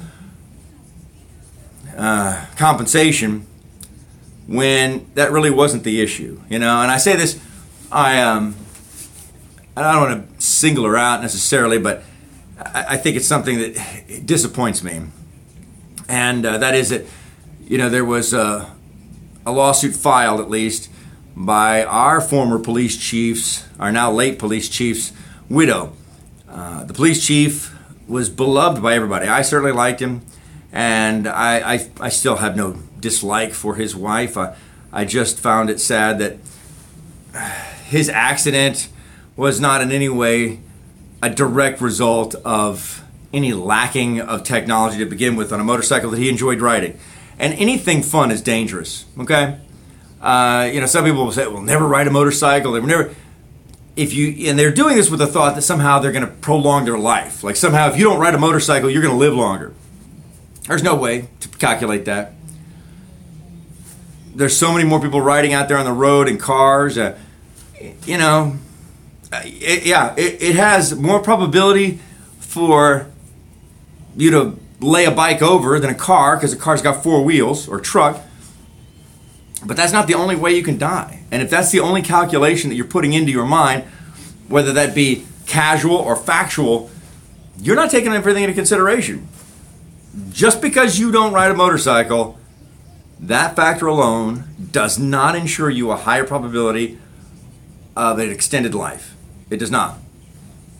I mean, there's plenty of other dangerous things you do every day, I can promise you. Driving in your car, one of them. There are more skydivers that die driving to the drop zone, as a percentage, than ever die in a skydiving accident. We always hear about the skydiving accidents for two reasons. One, back in the 70s and 80s, the majority of skydive equipment was one in which, for lack of a better term, had some greater degree of probability that it wouldn't open. And the gear was not as advanced. Today we have zero porosity canopies, not parachutes. A parachute is the round thing. A canopy is rectangular. It's an airfoil, and it operates like an airplane wing. So the deaths and injury that do occur in skydiving are overwhelmingly the result of pilot error, meaning the skydiver himself maneuvered under canopy in most situations in a way, you're like flying a glider, but usually not with uplift. If you ever find a place with uplift, that's a lot of fun because you can stay under canopy just as long as a glider could. But the water's so good. So, you know, you're operating your own little plane in today's skydiving world. There are still some people who, for some reason, I mean, they do a lot of things dumb. You know, they do something grossly irresponsible that results in a collision in the air with another skydiver, a plane, you know, and they are incapable of deploying their canopy. But even then, if your equipment is up to date, and mine isn't, so I need to get it up to date before I jump it again, but you have a computer which will automatically deploy your emergency chute. And again, your safety in skydiving is far greater than what that's come from people who do stupid, intentionally stupid things. Like, same thing when people die in auto crashes because they got drunk and they decided to have rat races through the neighborhoods and they ran over somebody and then drove their car into a telephone pole transformer. I mean, you know, it's one of those things. So, if you're I could get into the skydiving dangers, but just not riding a motorcycle doesn't make you any safer. Yet, we saw the widow, who obviously loved her husband very much, and it's an admirable thing to find a woman who loves her man to the same degree he loves her, which we would assume is the case by all the things I've seen. And we oftentimes find out about those rare circumstances when somebody prematurely dies at a young age, which I believe our chief was young still by today's standards.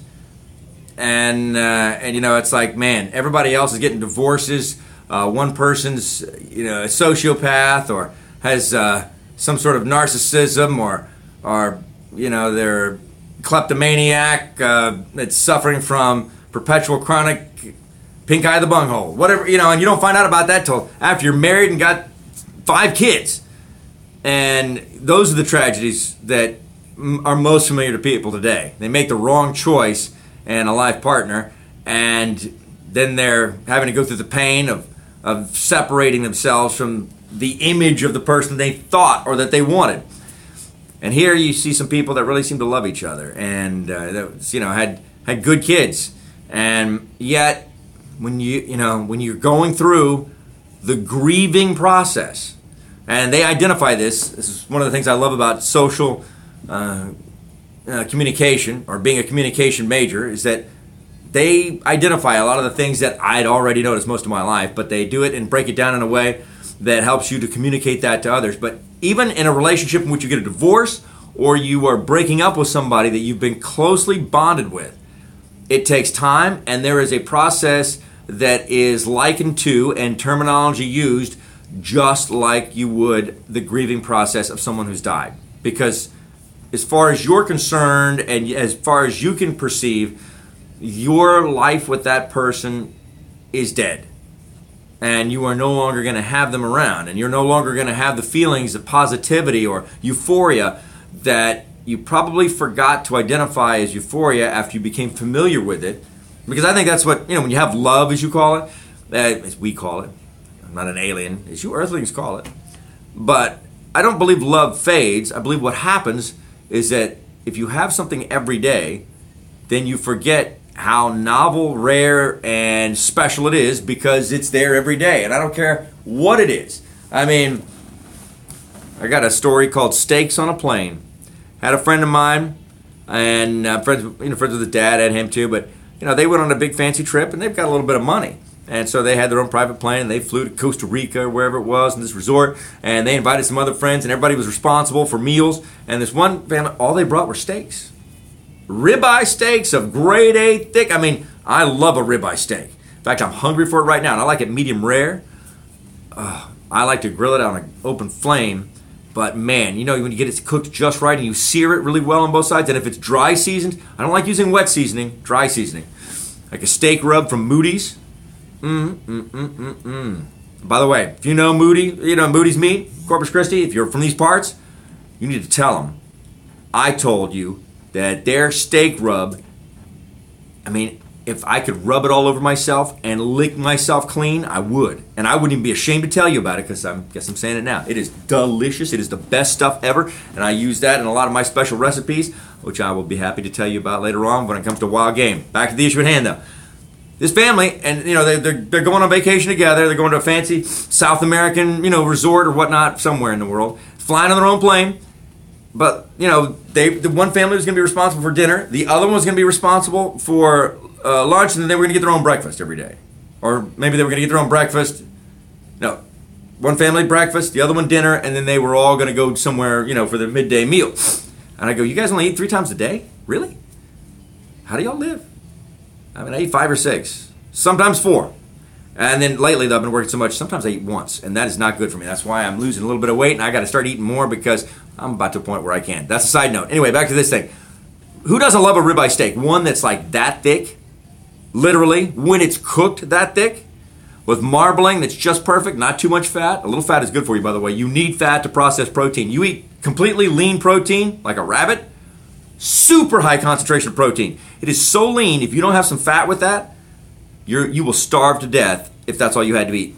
Because your body needs fat to turn that protein into the things your body needs to build muscle and to sustain itself, energy and the whatnot. So anyway, ribeye steaks, got you get that thin marbling, but it's all right there consistently through it. And these were expensive steaks, but they had so many of them. And that's all they had every night. They had it cooked in every which way. They cut it up and put it in salads. They were there for 2 weeks. After 2 weeks, they said, we love ribeye steak, but I rarely order it anymore because we had it every single night. And then worse, when they're on the plane flying back, and they're like, we're so hungry, and it takes a while. You know, it's a private plane, so they can do whatever they want. I always like flying with them because I could carry my gun on a plane. There's a picture of me with my gun on the plane. But, you know, very quietly, when they heard, oh yeah, we've got ribeye steaks. We have steaks for everybody. Yay! Somebody turned, one of the siblings, my buddy's sister or whatnot, turned and said, oh my God, this is steaks on a plane. Like snakes on a plane. I thought it was funny. That's like love. Love is steaks on a plane. You have it around every day. I don't care how hot she is or how hot he is, how massively large of a great guy he is, knows how to use it. Every day, you run the risk of taking it for granted. You got to work at it. And when people, I love this, you know, like there's a ton of people who are really good at saying all the right things. They've listened to Dr. Phil on a regular basis. They watch Oprah, or they did. They know what to say. They just don't have any idea in hell how to actually do it. I've run into that twice. First mistake I made. I was recently single at the time, and I wasn't even lifting weights yet, bulking up. I was just a regular me. And you know, I had a lot of opportunities, invites and whatnot. And if you ever catch yourself saying this, and I'm telling you right now, if you're a 22-year-old girl, just know this is true about you, okay? Unfortunately, if there's deviance in the sociopathic, narcissistic, clinical diagnosis area, I'm only helping them to become more evil. But if you listen to me, you can defeat it. But if you don't, and I say, to hell with you, I tried to warn you. And I'm coming to you from all sorts of credibility here, okay? But I was recently, and I made this statement out loud to people. I'm ashamed of this. You want to know my mistakes? Here's one of mine. I said, I met this 22-year-old girl, and she is incredibly freaking hot. She's the most mature 22-year-old I've ever met. This could be the one. They don't make them. Not mature enough in the context I was talking about. That doesn't mean that you're completely immature. But at 22, you think you're a full, capable, making good judgment, ruling the world. Legitimately, you think you can rule the world at 22 because you know everything you need to know. I know, I thought that. And I was much more advanced than most. Much more. Dramatically so. And I wasn't in any position to. You don't really hit the potential for that until about 35. And that's how much experience it takes.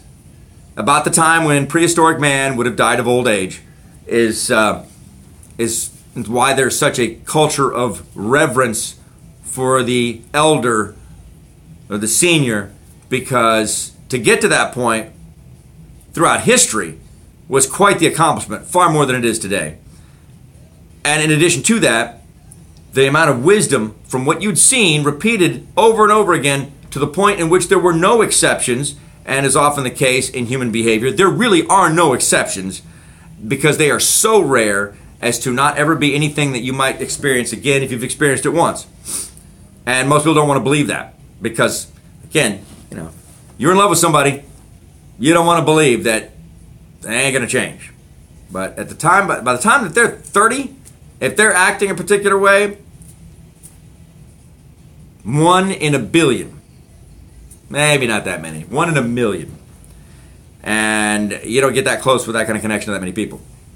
But back to this issue at hand, when the former police chief's widow was filing a lawsuit against Harley Davidson and a few other things because he bought a bike with the exact workable, functioning equipment that is legally sold on that bike, but because it didn't have a modified or increased braking system, and she alleged that he wasn't notified of this new braking system, and I don't know, what are the likelihood that he had discussed that with her or talked with, but the fact that that lawsuit was filed, that's not what caused his death. He wouldn't have prevented it because there's some minute chance, theoretically, that somehow there's a scenario in which two people riding the same bike at the same time, if they were tested in a controlled environment, if you had these two people riding one of these motorcycles with this braking system and this other motorcycle without the braking system, that you would have the same rider. You'd have to have the same rider, because every rider doesn't have the same amount of skill, doesn't react the same way. But in a computerized test, that there would be some possibility of life is not enough to win in a real court of law. And all it's doing is harassing a law-abiding business to have to pay higher rates and their lawsuit insurance, or if they don't have that, which a lot of people don't, they're just going to have to pay, a larger retainer out of pocket to prove that this is more a result of an insatiable rage that comes as part of the grieving process or the grave dressing process and the end of a relationship, whether that's the end of a relationship because of a death or the end of a relationship because one or both parties no longer want to have an association with each other. It's still the same grieving process. And at first there's shock and sorrow, then there's anger, and there's even some scenarios in which people don't really have an opportunity to fully experience the full range of it because of how damaged psychologically they are as a result of this relationship ending.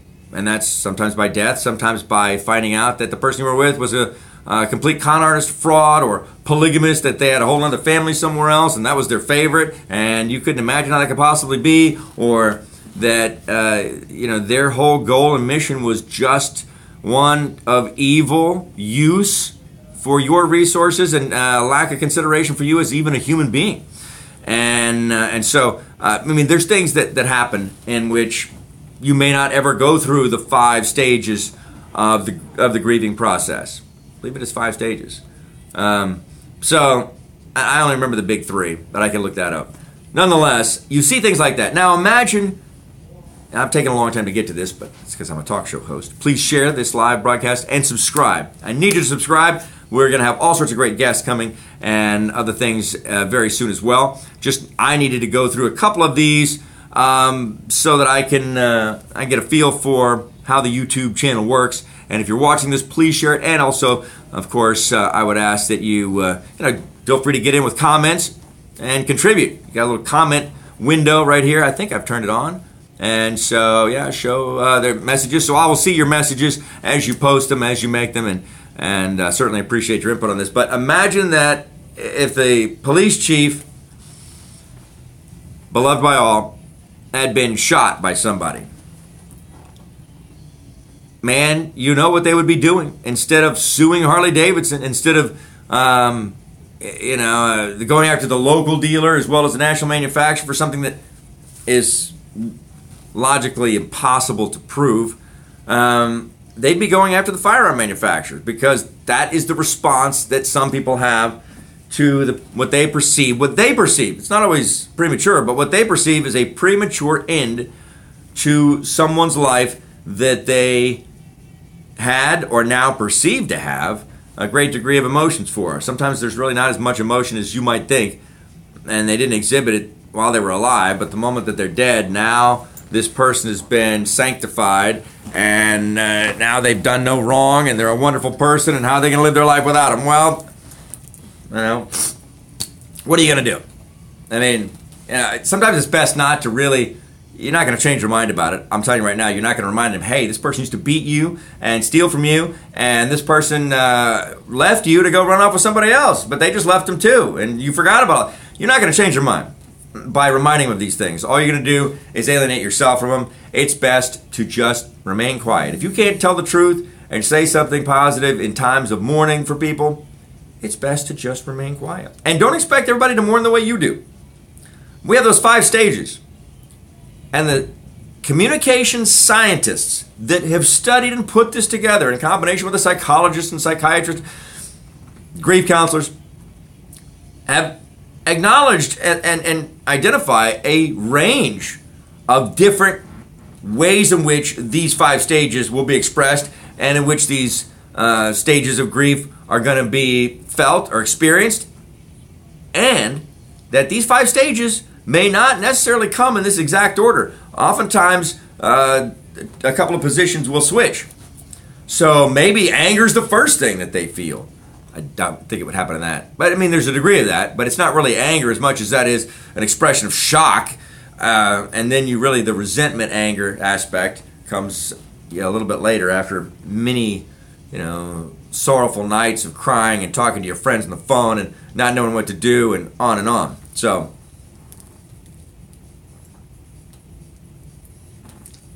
you have to think about these things. In addition, and I come to this point when it comes to gun control, because your child died at the hands of some evil individual, and you have to pardon me while I blow my nose. This is taking a break here, but I have slight allergies that are agitated by all this changing weather we have in South Texas. Hot one day, cold the next.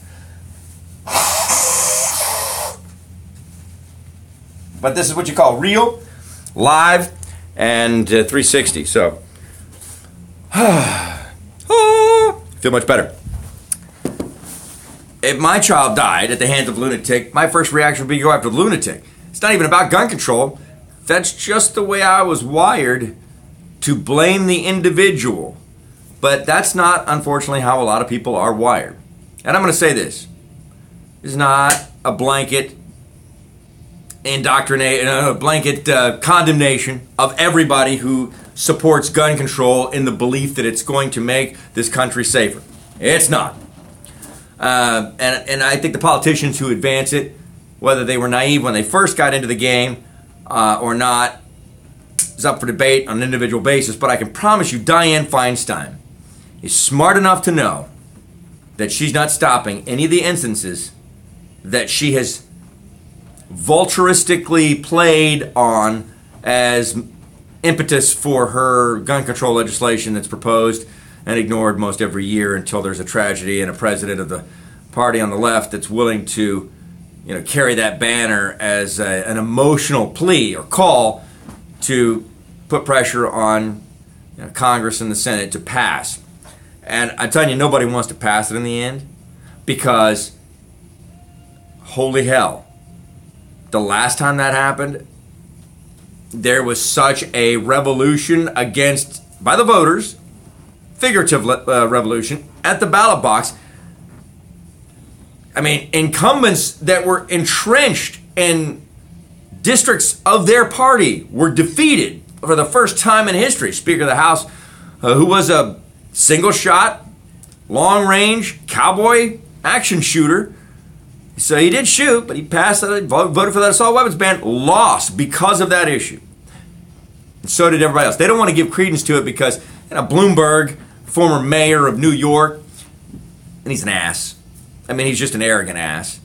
Anybody that would so dishonestly put into jeopardy the political career of so many other of his supposed fellow party members with the intellectually dishonest, manipulative, and agendized propaganda campaign that he went on, telling them that the NRA doesn't have any power anymore, and here's all these instances in which the NRA-backed candidates lost, and yet every single one of those, you did not have any pending or advocated gun control that was in the spotlight or one on the horizon. So without the threat, yeah, there are people who are Democrats who will vote for the guy that might propose or try to pass what they think is some gun control that they don't have a problem with. Until the moment it starts to happen, and then it's not about this one guy anymore. Then the significance of everybody else that's involved in writing it and proposing it and putting it into law sinks in. And when I saw on Anderson Cooper 380, he turns a little too far sometimes. Have you noticed that? His nose goes a little bit on one side. Once you notice it, you can't stop looking at it. Yeah, I mean, show is interesting and all, but he's very liberal. And when Anderson Cooper 380, because his nose goes a little bit further than that 360, mine's just straight. It's perfect. So he had a young woman stand up from California, and I knew how this was going to go. Oh, great. And here we go. Prepare yourself for the gut-wrenching hyperbole of repeated dogma on the part of those who have an absolute zealot's religious following and belief in this mythical, doesn't work, gun control, proven everywhere that it's ever been instituted, Washington, D.C., great example, type of idea. And we're going to hear this mantra about how guns are so bad and that I think that we should stop all people from having them except for a limited purpose, and it should be highly regulated. And why are we killing animals anyway? I knew it was going to be something like that. And you know I sound just like some of the people you know. Maybe some of you watch. And that's not what she did. Taught me, again, to reserve my judgment until I hear what they have to say. Because she said, I don't have a problem with some things that I don't know that people have a real need for today, like machine guns. Which, by the way, a machine gun is fully automatic, and it's its intended purpose. Not a selector switch, not a can go full or a burst or what. A machine gun is designed to go full auto or not at all. And the NRA, the National Rifle Association, contrary to what so many people think that have never read or looked into anything, they just make assumptions based on what they've heard other people repeating, what other people have never read. That just, that's how most people have the information they do. They've never seen it for themselves. They've just heard other people say it, and they've repeated it.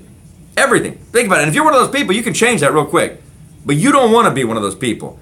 And I know that most of you are. Doesn't matter whether you're on my side or not. Very little of what you say about what's going on in the world is something that you have actually read for yourself. And that doesn't even mean it's correct, just because somebody wrote it down. There's a bunch of liberal lunatics writing crap down every day and presenting it as news on MSNBC. And it is not factual, and I could rip it apart if we ever had a debate over accuracy. Just not. That's an example. So pundits and talking heads are not a source of absolute... even though we have the liberally biased news, if you read news on a regular basis, you'll be very quick to identify where the bias is and where here's some facts. And even then, most people have not developed these conclusions on their own. They repeat what they've heard other people say. Yeah. And it's sad. I mean, there's a guy I know, and he's kind of like known, slightly older than me, travel in the same circles. He's a rabid, talking conservative. And yet, I'm not saying I disagree with his conclusions, but it's very evident to me there's not an original thought in his own head. He's repeating what he's heard other rabble-rouser types say, and he gets a kick out of rising, winding people up. But in a challenge, he falls apart, so rarely does he ever allow that to happen. Because he doesn't know it. And it doesn't take a lot of effort. It just takes ethics. And you got to have some of that. You want to have ethics. And it's harder than you think, because the most difficult thing is changing the behavior about how you go about doing the things you do in life. That's not an easy thing to change. The law of attraction is truly, feels like a magic wizard-like way of getting everything that you want. If you have your act together in more ways than you can imagine.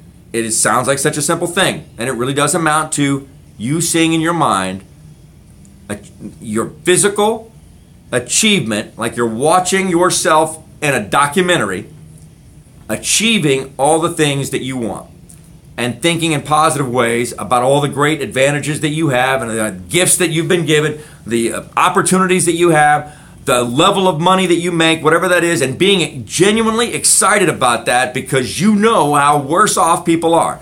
Not focusing on who you're going to get back and get revenge for, all the people that did you wrong and how mad it made you feel, and feeling all those things are negatives. And working at truly thinking, and stuff, you can't change the past. Get rid of it. You can't change how things went down. You can only change your future and your destiny if you see yourself and feel the positivity of those moments when you realize it's happened. That's why they tell people every day, hands in the air, in the mirror, see yourself, imagine yourself winning whatever it is. Like, I did that multiple times throughout a bad period in my life when I was getting ready to compete in my first bodybuilding competition. I hope one day to get back to the point where I have the time and the resources, instead of dedicating it towards all these other things and getting my life back in track and doing what I should have done 20 years ago. I should have been starting businesses and doing other things.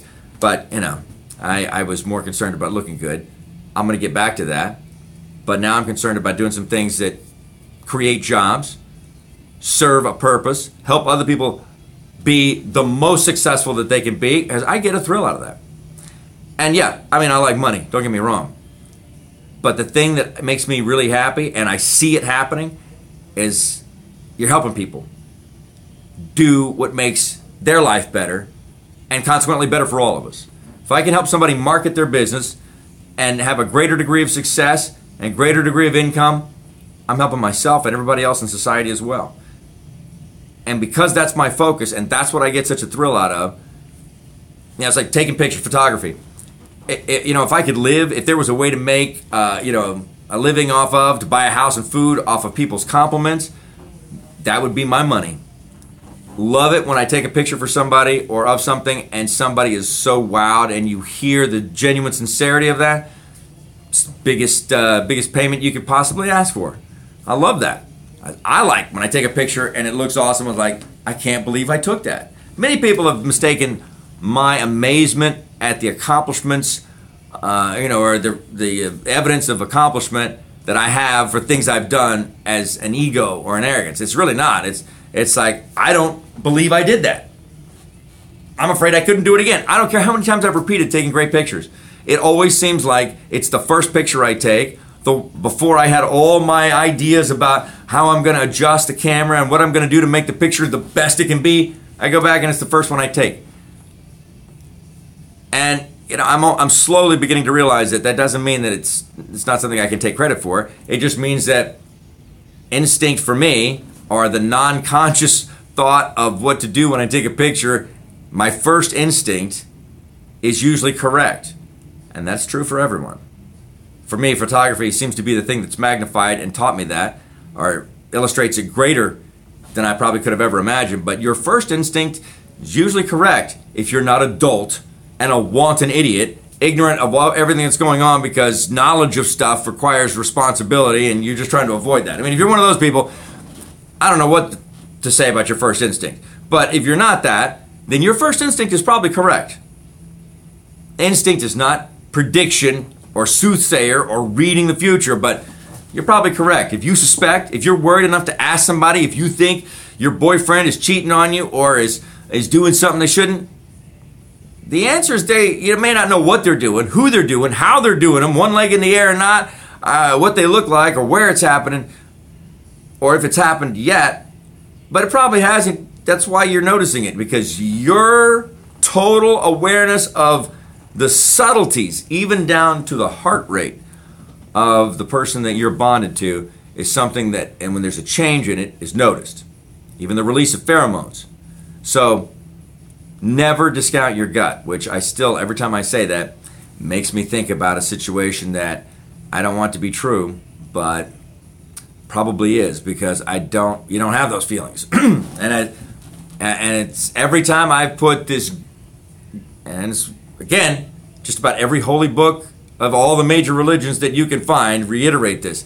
The whole secret to, positive law of positive attraction, it's in the Bible, it's in the Quran, it's in the Torah. All this stuff about vengeance is mine, saith the Lord, so you stop bothering yourself with it and worrying about it, because you're sinning against me, you're hurting my feelings. If you're trying to do the revenge business, that's my business. I'll take care of revenge. Forgiveness. And so if you don't forgive people for the wrongs they've done, no matter how bad it is, you're taking me off, says God. Why is all that? Well, it's the law of positive attraction. Because if you've not forgiven somebody, that means frequently, even though you probably don't think it's frequent. If you haven't forgiven somebody, that every time something reminds you of them, you hate them. You want to get revenge. You're plotting how you're going to pay him back. You're going to do all these other sorts of things. And that is holding you back, because you're only going to draw more people like that, who will do things like that into your life unknowingly, just like you did the first time, while you're angry about all of it. You need to get better at recognizing the half-wits, idiots, criminals, thugs, sociopaths, narcissists, BSers, whatever it is. Because if you've done a better job of listening to your intuition to begin with, or reading an individual's crap, you wouldn't have had that problem at all. Don't my biggest mistake in one of those scenarios, I second-guessed myself. I freed myself of all of that, but I didn't do it for the right reasons, or with the clarity of understanding. Nor had I run into something as well advanced, or someone as advanced in the dishonest manipulation of con artistry, with such detachment from human emotion. That's a sociopath, by the way. The ability to replicate what appears to be a believable human emotion of ethical guilt for wrongdoing, or responsibility, or love, or loyalty, or affinity. That scenario develops a sociopath. They lie with their emotions, because they know how to honestly carry through a very sincere and detailed response or excuse for behavior and story, and you believe it. And because you want to believe it, for one, but two, it's well detailed, and they're perceptive in how other people behave when similar things happen, so they express an emotionality that fits perfectly with it. And it's very hard. See, most liars that don't have a mental condition don't have the ability, no matter how well they act, to evoke the emotion that fits perfectly with whatever their excuse or condition may be, or circumstances, to benefit the manipulation. It's like an actor. Great actors have the ability to actually evoke an emotional response that fits exactly with what the character is going through that they're portraying. Really, really good actors can give the physical appearance of those emotions, but they may not actually feel it. And this is why people who play characters in movies oftentimes run around like a jackass, talking about some historical moment or character with an opinion of belligerence, because they felt all these things that are a part of this character that they play. Written in a screenplay, by the way, for them by somebody with an agenda. It's like JFK. All of a sudden we have a bunch of experts in the Kennedy assassination because of a conspiracy theory made into a movie? Are you kidding me? Or Fahrenheit 9/11. I actually had, I didn't mind becoming irritated with this woman, because she never really liked me, and it was evident that she was doing all she could to curtail more passive-aggressive commentary. And I'd much rather, hey. But if you don't like somebody, in particular me, this is what if you don't like me for legitimate reasons, if you're a hater because you're jealous, or because you, acted a fool and tried to call me out on something in public to embarrass me, and it turned out you were wrong, which is what happens with a lot of people who don't like me, because 24 years, people sometimes think it's their responsibility, instead of protecting themselves in case they're wrong, we have some of the most motivated and assured idiots I've ever seen in this day and age. They don't know anything firsthand, but they've repeated what they've heard somebody else say to the choir of friends who either lack the intestinal fortitude to disagree with a friend or call them on it when they're wrong, or because they themselves will not be friends with people who in any way challenge them or disagree with them. And they have such certainty that they're going to come up and put me in my place, and they get so angry in hearing an opinion they disagree with. And then after they let their, and again, it's a country phrase, it's about when you would have your pack mule and you would leave it outside because you were so proud of it until somebody with a thoroughbred horse came by, and then you would feel a little bit ridiculous of being so proud of your ass. So country phrase would be, after they let their ass hang out in front of everybody, and then I don't get upset or start calling names or go through the things of the cursing that they did, to simply point out how incorrect that is, and here's where you can verify it, and that it's that kind of mentality that causes problems. That what we don't like in society comes from those people that do this without ever stopping to think, hey, I don't know any of this firsthand. I'm just repeating what I've heard other people say, and I've heard a lot of people say it, but or it's like preaching to the choir because we all come from the same political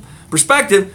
So maybe you ask questions in the Socratic method first, and then you see how much, one, your opponent knows, and two, whether or not there's an absolute defeating fact that can be presented to what you think is irrefutable, and save yourself the loss of credibility, humiliation, or whatever else that you should have experienced earlier in life that should have taught you that, so that you didn't have to, as a grown adult in a position where you want to be respected in your career or in your circle of friends, and having Eric Von Wade have to teach you that lesson, in public. It's like, in private, I'll let you get by with a whole lot of other things if we're, friends or associates or whatever else.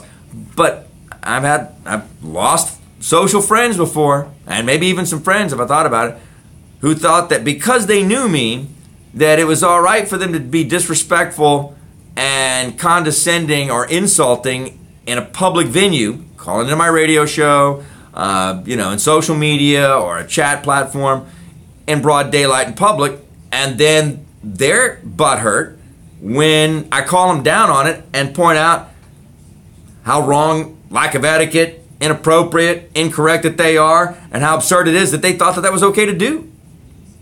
Had a young woman just the other day, well, granted, was getting on my nerves a little bit anyway. I don't know, they're probably, in most instances, and you have to understand this, people lash out and become non-typically offensive when they're stressed out in their own life, and think that it's all right to turn people whom they are familiar with into their emotional tampon because they believe that the relationship, friendship, or benefits that they get from it will survive. That's subconsciously what's going on. When you're in a relationship with somebody and you're taking out your bad attitude on them when they've had absolutely nothing to do with it, for one, it's a character flaw you need to really work on. And it's not acceptable. It's just common because you take for granted that relationship would end, and you find irritation disproportionately in areas that you normally wouldn't, simply because it's not exactly the way you would have them do or say things. But you wouldn't do that to a stranger on the street or somebody other that's a friend of yours at work or elsewhere. So why are you doing it to the person you're in a relationship with? Because you think you can get by with it. That's what juveniles do. Cut your crap. You're going to have to process yourself into a habit of cutting your crap. I had that. I went through a phase with my first serious girlfriend, probably the third girlfriend I ever had. And I just got irritated by every nonsensical, stupid thing that they did. And life will help you turn the volume down on a lot of that stuff, because I don't care what it is, there's something everybody does that's irritating.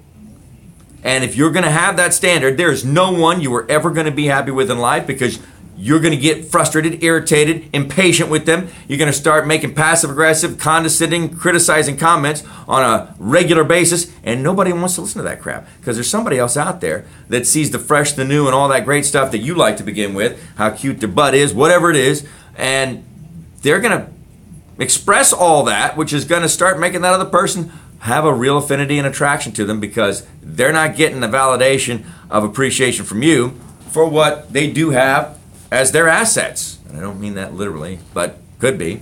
Whatever it is. So, little life lesson for you to think about. Ladies, that goes for you too. I was talking about it from a man's perspective. And the day that we had all the classic standards of ideal home life, it was referred to as henpecking, in which you give in to finding irritation with every little dirty thing or lack of habit of cleanliness or organization that's typically ingrained in women, was ingrained in women. Now you see these super hot pictures of women that they're posting, these selfies at home in the mirror, in the bathroom, in the bedroom, and damn, it looks like a hoarder threw up in there and then brought other hoarder stuff over to compare for a hoarder show and tell. I mean, your mama raised you to live in a room like that? No man's gonna want to be with you permanently. They'll want to be with you, in the short term. They ain't gonna want to live like that, and if they do, you two are filthy. You need to clean your act up. That's just dirty. And if somebody hadn't told you, I mean, damn. Clean your room. Put your something. You're gonna take pictures of yourself, show off your boobs, your butt, your thong, bikini, all the rest of this, and it looks like hoarders came over for a show and tell and left all their crap. You're embarrassing your family name. Change your last name so your mama doesn't have to see that. And if your mama's a hoarder, I mean, they put those people in institutions. Do you want to be in an institution? Stop saving all the crap. It's easy to get past that when you have somebody steal everything you got, but seriously, I mean, and it's a little bit more acceptable for guys, but guys, seriously, you're going to have a woman come over to your place. If you don't respect her enough to pick up your crap and at least stack it organized in a path so that she can walk from one place to the other, you don't deserve to get any action. And you're telling her, ladies, you ought to know this, if the man doesn't make his bed, clean his bathroom, clean up the nose hair trimmings and whatever else from the pubes from the manscaping, he doesn't really care. He doesn't respect you. And he ain't going to be with you for very long, and he'll cheat on you the moment he gets a chance because he's a filthy, dirty guy who doesn't take any effort to show a better presentation to you. Whether he, even if he like brushed all of his manscaping trimmings into rows of equal length or a single pile along with, separate from the pile of nose hair clippings, separate from whatever else that he's trimmed and removed from his body. At least he's organizing his mess. He's got a clinical problem, by the way. It's a mental problem. We need to get him to a doctor and get him some help. But at least he's illustrating to you he's willing to organize the piles of filth in his domicile as a way of making things look nicer for your first visit over. If he doesn't do that, it's just trouble waiting to happen. But, all this was to say in short, even recently, I had somebody, I've done nothing but try to help. They've done nothing but accept help and never do anything in return, come to think of it. I hadn't really weighed these options, but, everything you can imagine. From, they think that they're being stalked by their ex, so, provided security, provided the best quality training in the world at no charge, and through, connection of a friend of mine. He didn't even get any benefit out of it necessarily. Helped her select a firearm, give him advice for a career and how to do what I do and other such stuff, and then still all of a sudden going to have some sort of sarcastic, condescending remark on one of my Facebook Lives, which was clearly intended to be so, because this is not an idiot or a moron and of any stature. And she leaves this post, which, this sort of stuff offends me more than anything else, and probably isn't nearly as seen as offensive to others. But when I know you and all you've done is ask for my experience, my wisdom, my help, and I've given it, and then you're going to post, people actually watch this as an unqualified statement? Yeah, and then you're trying to go back later and lie about it and say, I was just, I just wanted to know more about it because I was thinking about doing it myself. Well, no. That's a haterism situation, most likely as a result of other opportunities that didn't come to fruition of a similar type, and now you're deciding you're going to take it out on me because it's not what you would do? Yeah. Again, I got no experience. Whether you like me or not, I've had 24 years of experience in this.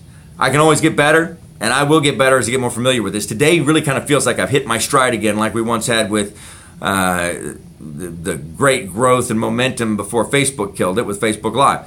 So getting more familiar with how to share this, and it is a little bit easier to do, and I can do it from this screen, which is something I can't do on Facebook Live. And if you help me share this and we get 100 subscribers, then we'll get a customized channel, and with that we can do so many more things. I'm planning on going out and doing more stuff, and of course we not only get the live here, but it's also shared on Twitter and Facebook. So if you see this, please share and subscribe. I need you to subscribe because that's how you'll get the notification when we go live, and then it has the benefit of live. Otherwise, I could do it recorded, and it's still, you know, it's okay, don't get me wrong, but I like the idea of a live show and building a channel here where we can have other talent with a variety of differing opinions that are good at what they do and having the real ability to go mobile.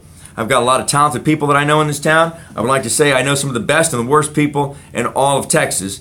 And the nice thing about it is the best people will give me access, and we're going to do some things. I mean, I got a buddy who is a master wood crafter. And he's probably not the only one I know, come to think of it, but he's one that I know well enough to ask this of. And so we're gonna do one show from his woodworking shop. He's doing some remodeling right now, so it'll be talking about local current issues and how to do. Because I'm making a pipe out of mesquite wood. And you know, it's one of the things I've taken to doing. Yeah, it's you know, it's not ideal for you. It's not like breathing pure oxygen, but it tastes good and I like it. So, also I like the aroma of pipe tobacco, and so do 99% of everybody else. For some reason, pipe tobacco smells great, and everybody says it smells great. Nobody goes, ooh, like they do with cigarettes or cigars or whatever else. It just has a good aromatic type of. And I've got my favorite blend, so it's fantastic. Anyway, so I'm making one out of mesquite wood because it's Texas. Something about that. And it's not that difficult to do. It's easier if you have his tools and equipment, but I mean, it's just fantastic. So if you, and of course, please share this, get in, comment, and if you have any difficulties or challenges while you're listening to the broadcast, please let me know. We'll usually try to wrap up around 9 o'clock. Today's a Wednesday. And I've got a meeting right after the show, and then, very exciting opportunity. At least as I understand this, I guess I can say this, right? I mean, I wasn't told don't say anything about it before we do it, but I got a buddy of mine, Adrian Garza. He's the man behind Inspire. Used to be called Insider for like 5 episodes or issues 10 years ago. It's called Inspire Coastal Bend Magazine. It's far superior in its marketing benefit to businesses than any other print media in Nueces County, and probably for a number of other counties. But I can say for sure. Now, there's some other good publications, don't get me wrong. And I haven't seen it in a while, but the Island Moon, I mean, if there's objective, fair reporting there and it's not been sold and turned into some sort of liberal rag, here at the offices, office inside the suite of the Cactus Law Office. So if you come by and you want to see ArmoryOutfittersUSA.com, make an appointment, because I may not always be here. I'm also running and interviewing, and I'm trying to hire some new people as well. Got a fantastic web designer that has the best prices. So if you're looking for an updating or a construction of a website or an online commercial portal to sell your product or services, you need to let me know, because I got a web guy that does fantastic. And he's the guy who helped me get my website up, and I was very proud when I heard some people say they were impressed. I did the photography, of course, original content, social media marketing is another business, so I have that, and photography. But a good friend of mine, Adrian, has, not only do I have some issues of the Inspire Coastal Bend magazine with my first paid published pictures of the Cosmopolitan, which is irony beyond comprehension. I cut my teeth and made the beginnings of momentum for success that carried me through 24 years of broadcasting success by highlighting inconsistency, favoritism, cronyism that was going on in local government at the time over a building that had gone up for bankruptcy and was absorbed, in essence, by our city government with the hopes that they would turn it into a catalyst for a revitalization of downtown Corpus Christi. And 20 years later, it finally happened.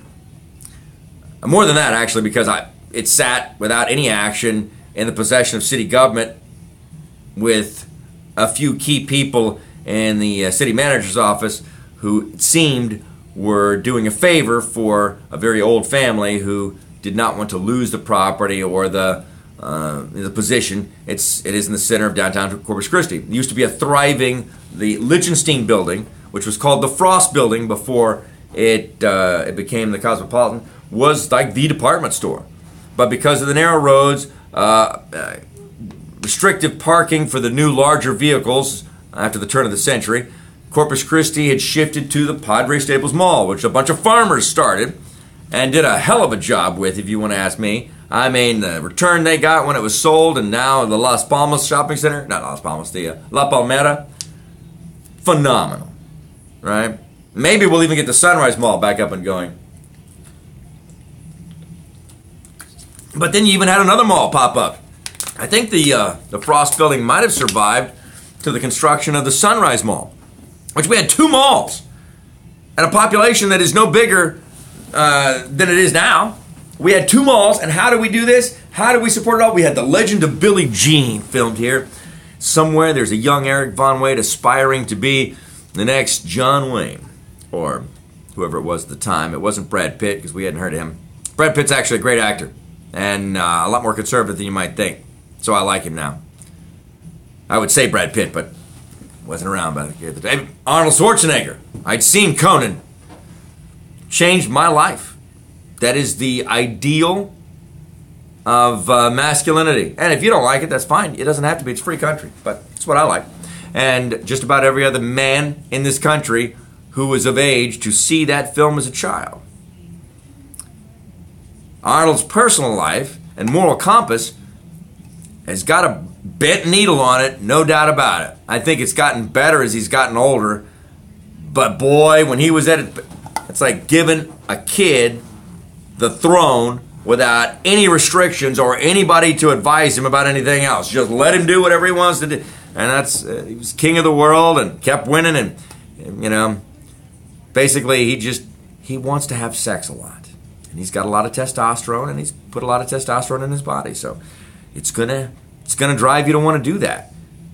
The only thing I have to say is that Arnold, after all those hotties that you ran through on every movie you were ever in, the woman you had a child with that is a clone of your body, and I think there's still more to this. Look, his dad was a Nazi, but he didn't hate Jews. It's true. He had to become a Nazi to get the job in Austria that he wanted, and Arnold's been very embarrassed about it. Anybody that makes somebody feel bad about that, his dad didn't turn in any Jews, he didn't turn on the oven, and he couldn't get out of Austria. He was already in government. I mean, that's somebody I can go, okay. And it was his dad. It was not even him. You can't pass the sins of the father onto the son or embarrass or humiliate her. That's haters do that. The people that make issue out of that need to be caned in a public place while people make fun of their physical limitations, because that's just ridiculous. Anyway, that aside, you know, Arnold's still very sensitive to the whole thing. He likes Jews a lot. He's got a lot of friends, politics and in movies. And so anyway, Arnold, you know, he just, he didn't have a whole lot of opportunity. It was a big family and a very poor family. And he was the youngest, so that means he got the last of everything. And he was not going to take the last of anything anymore. And he set himself a goal and a dream to come to the United States to collect all the benefits of social welfare and distribution and have guarantees of safety nets so that he never had to work more or worry about ever having to do anything beyond what was the minimum necessary. Yeah, something wrong with that story? That's not why Arnold came here. But that's unfortunately what a lot of people think is our billboard of advertisement. Come here, around the legal gate, and think like this. Yeah. Arnold came here because it was the land of opportunity. Arnold came here and worked his ass off. And his little tiny calves and made them big enough to win Mr. Olympia more times than anybody else had, and then retire, and then make another movie that sucked, but redeem himself by coming back and winning in a very contentious contest yet another Mr. Olympia, But honestly, I'm going to tell you this. There was a lot of resentment because Arnold had won so many times. Everybody in bodybuilding was like, thank God he retired. Now we finally have a chance. His popularity. And there were years in the past where Arnold had won, Mr. America or Mr. Universe, and he could have gone the other way. But his popularity was unlike anything that had ever been seen in the bodybuilding world before because his ego was so huge. It was at a time when people liked that sort of thing. It didn't turn them off. It was like Muhammad Ali. Fly like a butterfly, sting like a bee. You know, you got somebody at work that brags on themselves like Muhammad Ali, you probably want to backslap them because it's just obnoxious. But if you're a guy who has that certain finesse, you can pull it off. And Arnold was one of those. His ego was enormous. And to quote from a book, Thanks for All the Fish? It'll hit me in a second. If there's anything more important on this ship than my ego, it needs to be taken outside and shot. Which really, if you're the captain, responsible, the boss, it's kind of the truth, whether you are bold enough to say it or not.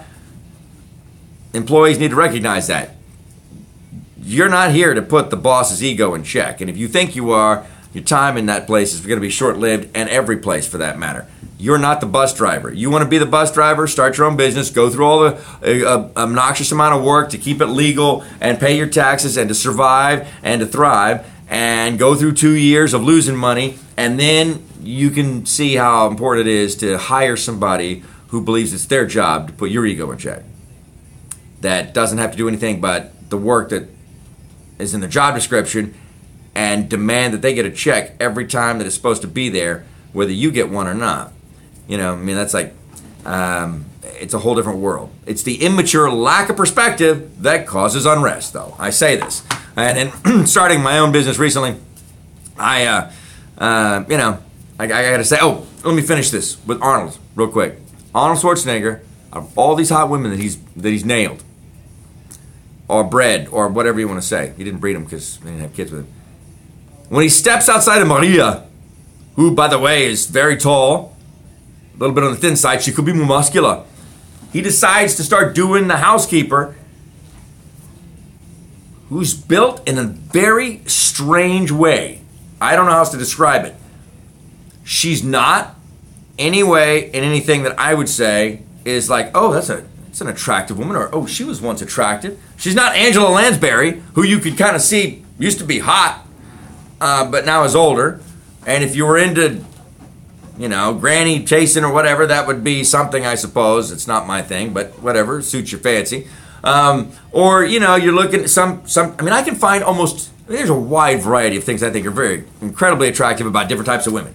From short and petite and tiny, they have their own advantages, to the thin and on the skinny side, to the thicker, muscular, Clydesdale type strength, black, white, brown, yellow, brunettes, blondes. And I don't discriminate, except against gingers. They have no soul, and they're going to hell. I'm just kidding. But redheads too. There's just like, you're either a hot redhead or you're not. I'm sorry. But if you're not, guess what? You can come to the Eric Von Wade camp of makeover. I'll tell you exactly what to do to maximize all of that. It's just whether or not you're dedicated to doing it. The number one thing, gingers, you have a hard time disciplining your diet and making yourself exercise. So you're either hot and in shape, or you could be hot, but you're out of shape because gingers love to drink. It's the Irish and the Celtic aspect of it, and the fact that red hair is a genetic deformation as a result of generations being deprived of essential vitamin D. So what happens? We were just talking about this the other day. Where does red hair come from? I'm going to tell you. And this goes to show you that what I believe will be proven, that's still denied, has to have some degree of truth to it. And that is that your genetic contribution to offspring has to have some degree of potential improvement, or worsening, depending, I guess, but potential improvement through the time that you have been alive, or the longer that you've been alive. And nobody wants to acknowledge this. It's all that everybody wants to say everything's environment because of the misuse of genetics as a racial means of discrimination. Well, you don't know what somebody's personal genetic code is. It's not the same thing as a race. A race is a collection of people who have similar genetic codes, but I'm talking about individual lineage, all right? Your genetics on an individual lineage basis have about 95% to do with what you're going to do and how well you're going to do it in life. It's no different than dogs. People want to lie about that too, because we don't want to acknowledge that the pet we have at home that came from the pound or the adoption center is anything less than the purebreds that come from a breeder of, reputable nature. And why? What do you do with that dog? Do you use that dog in the job that it was bred for? No. So what difference does it make to you whether it has a purebred lineage or not? It's not any less value to you and your family as a source of love and affection or all the other benefits that come from having a dog just because it is not a purebred or because it's no good for the job that the breed was designed for.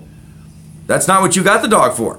Or maybe you thought you did, and you've never taken it out to retrieve or hunt once or notify the dock or the lock captain that the ship is coming through. Skipper key. That's what it was bred for. They toss it out on the side of the lock, which is a water dam system of bringing ships through, a narrow part in a peninsula or landmass to get to another body of water. And so they would throw these skipper key out, and were bred for this. Breed a dog for this.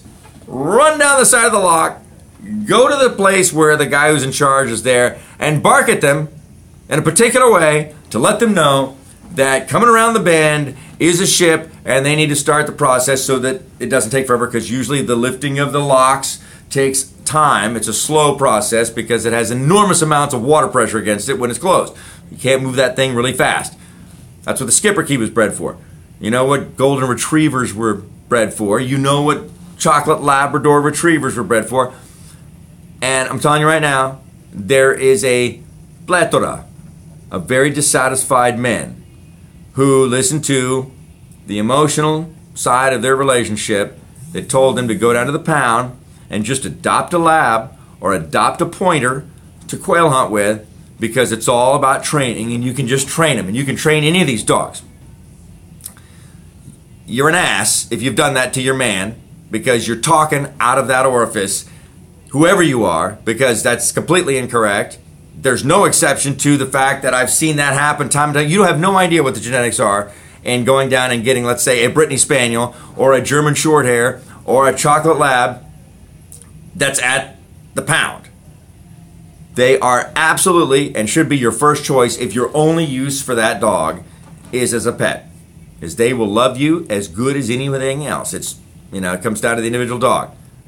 But if you're going to go and get a dog that you're going to invest hours of training into or money at a trainer, you need to know that their ability to perform the job that the breed was designed for is going to come down to genetics. 95% of it. The other 5% is whether or not you screw it up by acting a fool when they don't do what they're supposed to do right away, or when you think they're going to do it, or because they're scared or intimidated when they first get into the field and gunshots are going off. You're going to have to chill the hell out.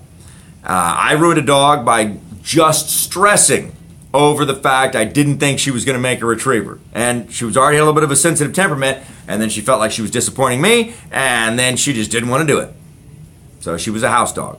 Next dog, I was like, I've been through this, and I can't be any worse than before, so I didn't have any pressure. They sense every little bit of emotional differences that you have. So if you're going to have a working dog, you better mature yourself up real quick to not get frustrated and not be harsh or get bent out of shape or to feel any kind of negativity. And anytime they do the slightest bit of good, you need to praise them in a way that you might be embarrassed to do if the whole nation was watching you. I would roll around on the floor, kiss them on the face, and make a huge deal out of it the first time they put their mouth on a ball and halfway brought it back to me. And every one of the retrievers I've ever trained, whether they were a Brittany Spaniel, which is really designed for pointing, or a lab, they were retrieving machines. And it all starts about what you do in refining what they're naturally intending to do. If they know dogs are bred and what we have today is a derivative of a wolf, that has immature qualities. And that's true. I mean, there's not a mature dog really compared to what the stock they came from was. There's not a mature dog anywhere in the United States. Those would have been an ancestor of the wolf, and they're long gone because we selectively brought about and had the offspring that was selected because of immature traits that prolonged in the life of the dog. Immature as in the barking for excitement over minimal things, or just the vocality of certain breeds and dogs. The desire to please is a juvenile dog trait that aids in their survival and learning process because they learned to be smart, as we would call it, by wanting to please their parents or their mother. And that desire to please is whatever the alpha in their life cycle environment happens to be. When you take a puppy on at the age of 6 weeks, and if you do it right, they're going to bond to you because you're the scent and the familiarity of source of food and control. And if it's your dog, you need to feed him. Don't leave it up to anybody else. You feed the dog. You wear a shirt a few times and thoroughly sweat through it and leave it in the kennel that you have next to your bed at night. And when the dog whines or cries to need to go out, just like a baby, you take it out. That dog will perform and learn for the rest of its life. There is no such truth that you can't teach an old dog new tricks unless that dog never learned to do a trick at all. If you teach a dog to learn anything between the time of 6 weeks and 9 months, that dog can learn for the rest of its life. And I've seen it played out.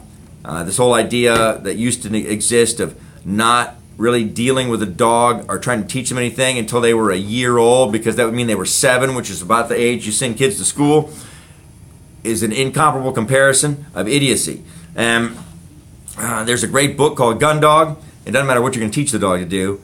That's a fact. That was a revolutionary thought put forth by a guy who was a quail hunter. And he said, look, dogs mature at a whole different way and a whole different pace than human beings. It's not just this simple, they're 7 years old when they're a year old, because they don't live the same amount of time as we do either. Their brains develop the process of what they're going to know and how they're going to learn at a very early age. And they've been genetically developed to want to please, and that want to please is how they learn to do things. So if you show pleasure in certain behavior, the greater the illustration of that, the more it's going to imprint on their mind, the more that dog is going to do that. If you only give them negative reinforcement, you're screwing yourself up, and you're going to ensure that that dog doesn't ever perform to its full capacity. But genetics, if you don't have the dog with the genetics to have the drive, the interest, and the type of interest and the type of behavior necessary to be a working dog, I don't care how much you train that dog, it's never going to be a working dog. We like to live in the myth, some of us do anyway, but I know a number of animal rights fanatics that will tell you the absolute truth is what I've said. The only ones that want to deny it are those people who are so blinded by their emotion that they will be dishonest and deny any consideration for something that differs from how they feel. And those are the people that cause problems in societies around the world. That's how we get, literally, if you're one of those individuals that doesn't recognize the truth of what I'm telling you, it's just a different means, but don't you realize that the Taliban and Al-Qaeda and any other cliche terrorist organization, for the most part, the most popular, successful ones, that the people who are running that are responsible for recruiting and condoning the behavior that they engage in, have that exact same sort of irrational, emotional drive as a part of who they are? They're just like you. If you could speak in the same vacuous tone and sound that you do, you guys would get along like best gal pals. You and, who's the new guy in charge?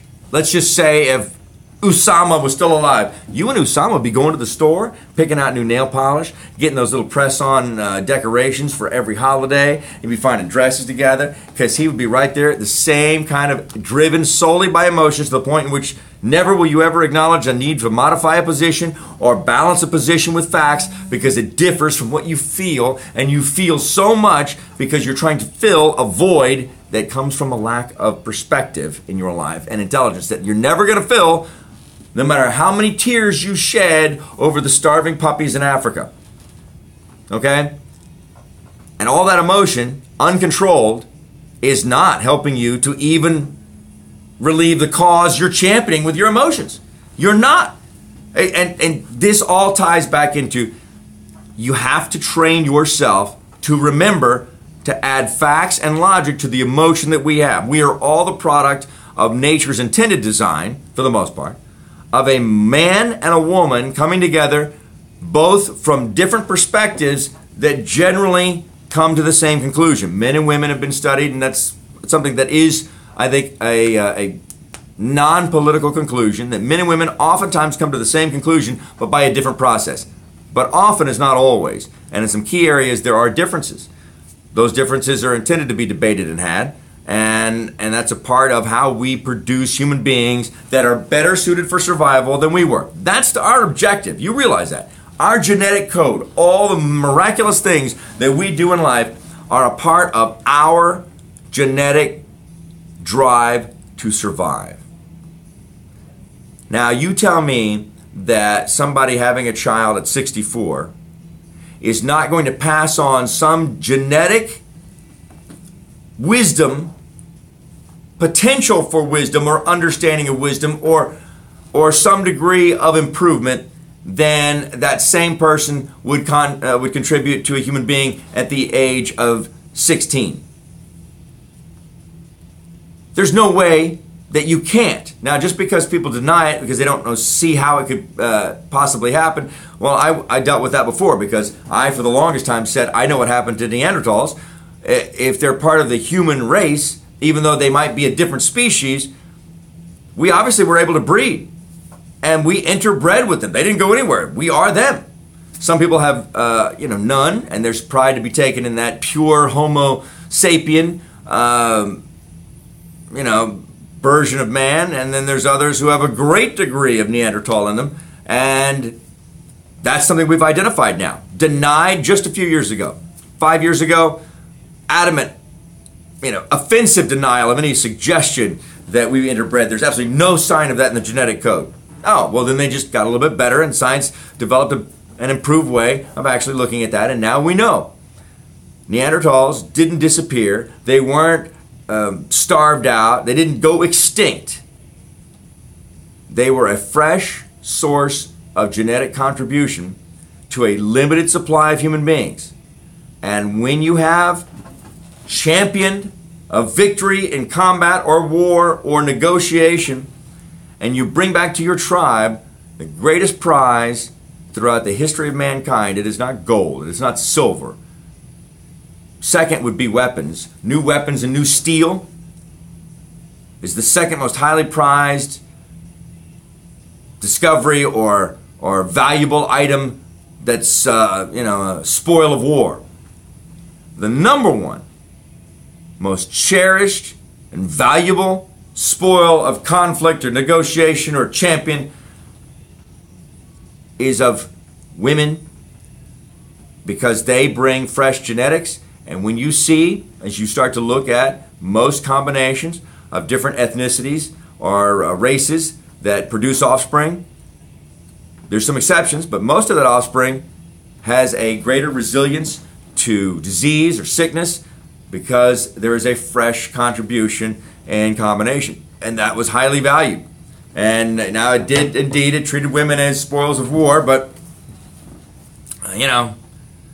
I can't change history. It's a reality. And a lot of times, let's be honest, there might have been more feigning of resistance than was. That happens from time to time. I mean, it's a harsh world.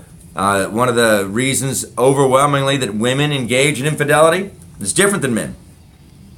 Women are doing it, they think, for a whole lot of different reasons. Well, he doesn't give me the attention or the compliments or they blah, blah, blah. All these other sorts of things. Yeah, that makes you feel good. That's great. The real drive of attraction, though, to begin with, the sexual craving, comes from a subconscious knowledge that is interpreted by your consciousness, your subconsciousness, through scent, your olfactory, or vision, observance, or knowledge of their wealth, power, or prestige. Those three things create sexual desire in every society, everywhere in the world. Wealth, power, or prestige. Why? All of those factors give advantage to offspring. Even the wealth. If the offspring, maybe they're short, ugly, and hair-lipped. Does sound like a friend of mine. But nonetheless, if they have money, they can afford resources for survival where others may not. And for some women, that makes them want to walk bow-legged.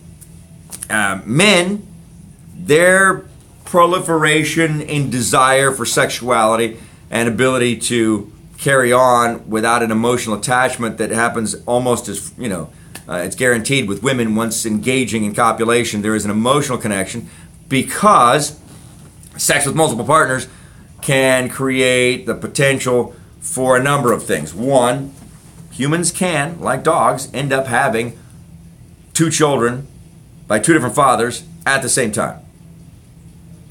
I don't know, somewhere along the lines that was denied or wasn't known, I guess, when I was a child, and I was like, oh no, people can't do that. It can't happen. Not only that, but then there is the very real reaction in every society of species of human beings throughout history in which if they find out that the female that they have impregnated has been having relations with another lesser male, then the greater, more dominant male that you want to be around, that would naturally be around to ensure that his offspring got the benefits that he could provide in addition to the genetic contribution, might deny that child, and that would be a disadvantage. So women often have a built-in degree, sense in their genetic code to be more loyal.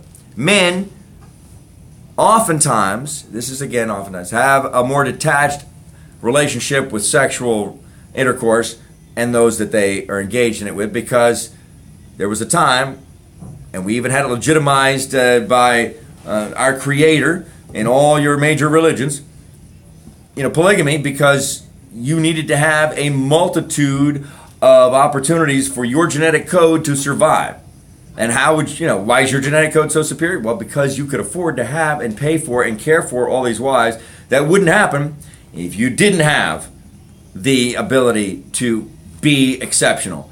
And you also had to have the ability to be fertile and be able to carry on rotating throughout the week your nightly copulation with whichever sister wife it was that was her turn to have you.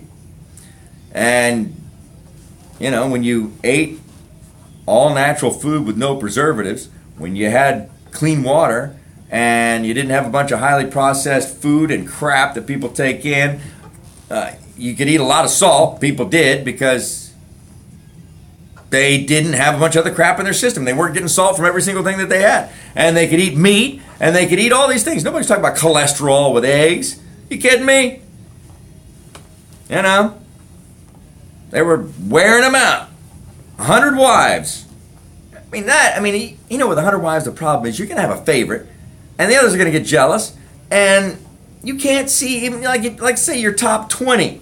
It takes almost a month to rotate back around to. It's not really practical. It's not fair to you, I wouldn't think. But the thing is, if you've got the ability to provide for 100 wives or more, you've got a lot going for you. And that's the reason why the human race is alive today. And before there was all of that wealth, and we were still running around in loincloths, which is not bad. I've got one I made out of a bobcat. But the mouth is up front. It's a bow hunting thing for effect. I'll do a calendar shoot with it eventually. I got to get back in shape, though. Anyway, because these people, look, Middle East, wherever, where this is happening in great numbers, and the Semites, by the way, you realize Arabs are Semites, Jews are Semites. Just one version of them has decided to hate the other. So anti-Semite. I'd rather be a Fullite, quite honestly. Where are the Fullites? We have the Semites, but nobody has ever identified the Fullites. Maybe we don't like those at all. That is a full-on Fullite right there. And they walk around, with all sorts of bad attitude and breaking wind, wearing Birkenstocks and black dress socks and Bermuda shorts. It's something as offensive as that. Nonetheless, so, I mean, but men are doing it because they want to have the greatest opportunity to have the, you know, it's like the most, and anywhere in nature too, you'll see the breeding goes like this. White-tailed deer, probably the most observed critter by the most people because it is a popularly hunted animal. And for good reason, because they'll rip your damn head off, man. Have you ever seen those things go wild? Rape you too. Not even stop. Guy spills a little dough and heat sin on himself. They can't tell the difference between a woman, deer, a female doe, a deer, a female deer, and a man with a square head and hair on it. I mean, well, maybe the hair. He doesn't look like a doe on two legs. That right there is a rapist. They need to be, no, but honestly, if you don't thin the population, we have a healthier, hardier, and more survival likely population of deer now than in the history of the state of Texas. Even as a territory. When in 1900, Texas had about 200 and some odd thousand deer, according to the game count. Today, it's in the like a billion of them. And they're on average by far healthier and hardier and happier because they're not starving to death due to overpopulation and competition for food, water, and resources. So the licensed hunting has made a world of difference, as it always has, because it's managed, it's regulated, and there is a demand and method and tools used to harvest the animals that creates a sporting aspect of it far greater than that of what you're going to get when a cougar takes down a deer, rips out their guts while they're still alive, and wraps it around a mesquite tree to hold them in place like a tetherball while they eat their hocks and ass first and listen to them scream and slowly bleed out while it's happening, and then have the kids come over and eat on it too. That's nature for you. So don't tell me about how cruel hunting is. That's nature. Anyway, back to the issue at hand. Sorry about that. I just had to prove that point for those of you who misplace again by saying stupid things like we've been going over. It's people who say stupid things and why they're wrong and how we're going to correct it. Should be a theme I should have posted on the show today. I'll do that later. I'll have to do another show about that. Stop saying stupid stuff. Like, if you're not doing anything wrong, you've got nothing to be afraid of. Yeah, every person who was prosecuted and killed, executed after the entities did what they were proposing to do while reiterating that campaign slogan, found out when it's too late that that was stupid. But they're dead now, so they can't tell you about it. You know, they're maybe still locked away rotting in a gulag or a communist or Nazi facilitation that's been forgotten about, and their bones lie as last warning against that stupidity, because that's stupid. So we did that earlier, though. Back to this thing. You know, humans, everything that you do that you're attracted to doing. The reason why I wore this shirt today, or the reason why I am wearing these fantastic boots by Ruben at Chihuahua Boots, custom designed. They were my hunting boots, but boy, they keep you just warm enough without having to wear thermal underwear. And they have a layer of 1000 denier cordura, 2 layers actually, underneath, sandwiched between 2 pieces of leather. And then they've got great, not too heavy a tread. You want a thin tread rubber sole so it doesn't collect a bunch of mud and get really heavy. They were my quail hunting boots, but I'm thinking they're a fashion statement. I've been wearing them around, and I'm going to wear them as much as I can until it gets hot.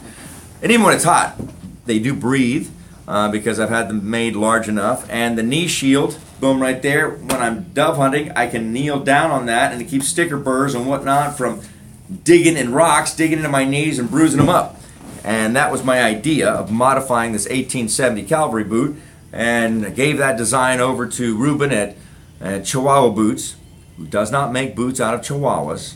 I had a woman I had to clarify that to. Idiot. I want to offend people who are that wantonly stupid.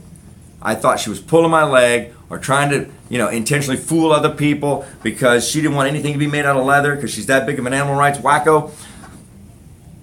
But no, she really is. There's a person out there that's that stupid, and they listen to propaganda that is so unconscionably offensive, much like that condemns and demonizes Masons, by the way. There's people who've made an entire dishonest fortune off of knowingly misrepresenting facts and truth or fabricating something that then other people who should know better, but all they hear in their entire religious information sources as a pastor or whomever repeat the same lies and bearing false witness against Masons and demonize them for everything under the sun.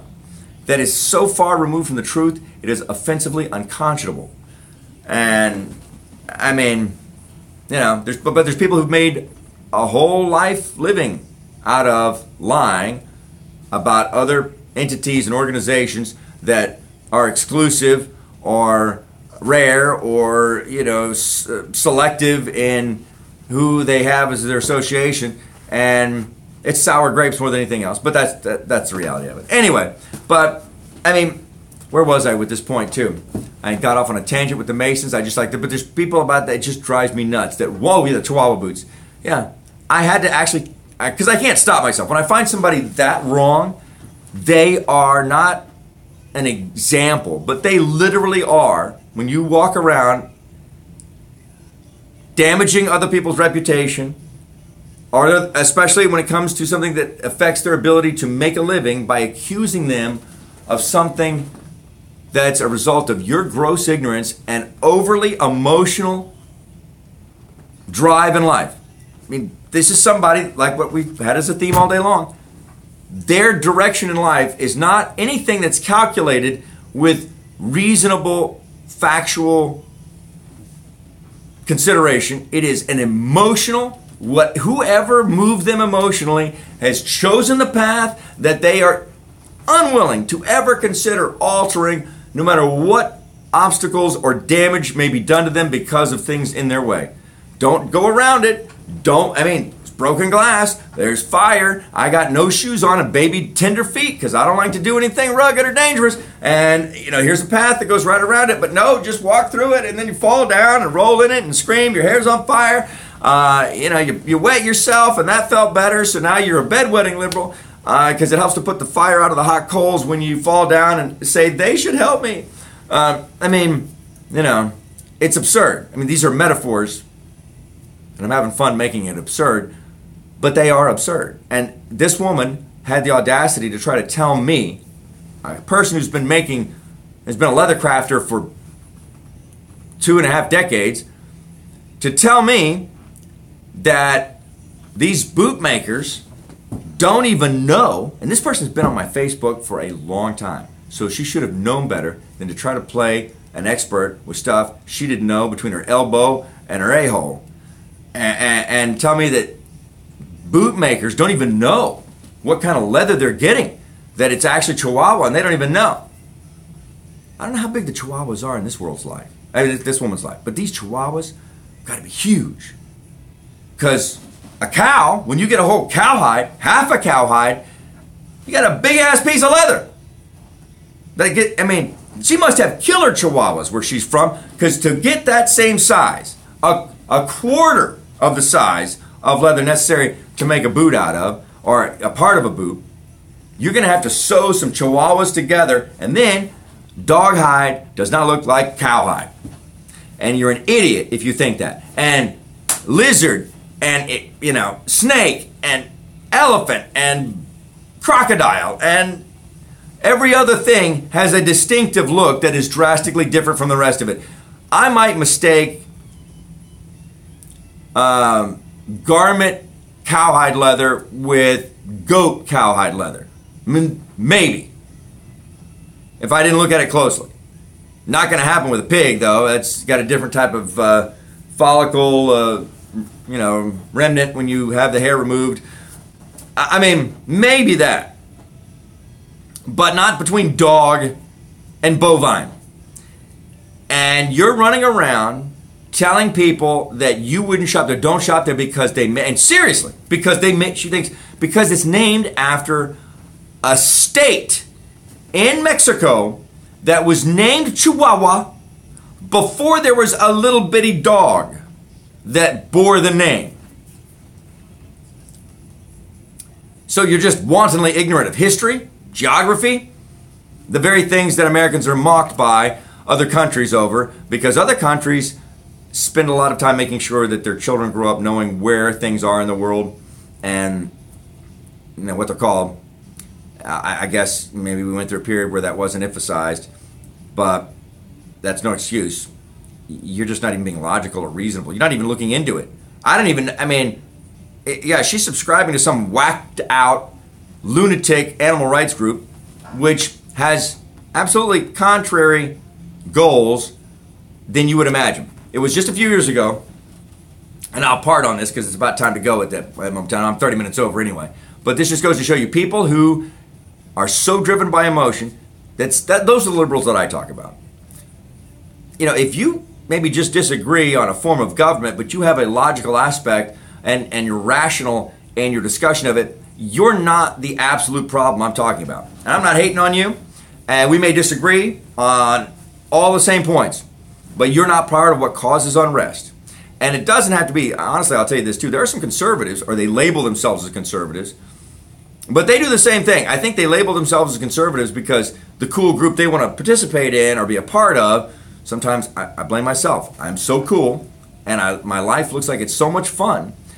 I don't know where people, how they get this. You realize that there's a lot of very quiet, dull, alone time that results in what you finally see in photographs, pictures, video, or results in competition. It is, in order to have the kind of excitement that you see, that you pay attention to, there's a lot of non-excitement out there. But unfortunately, people, good looks, the natural pheromone attraction, that sort of stuff.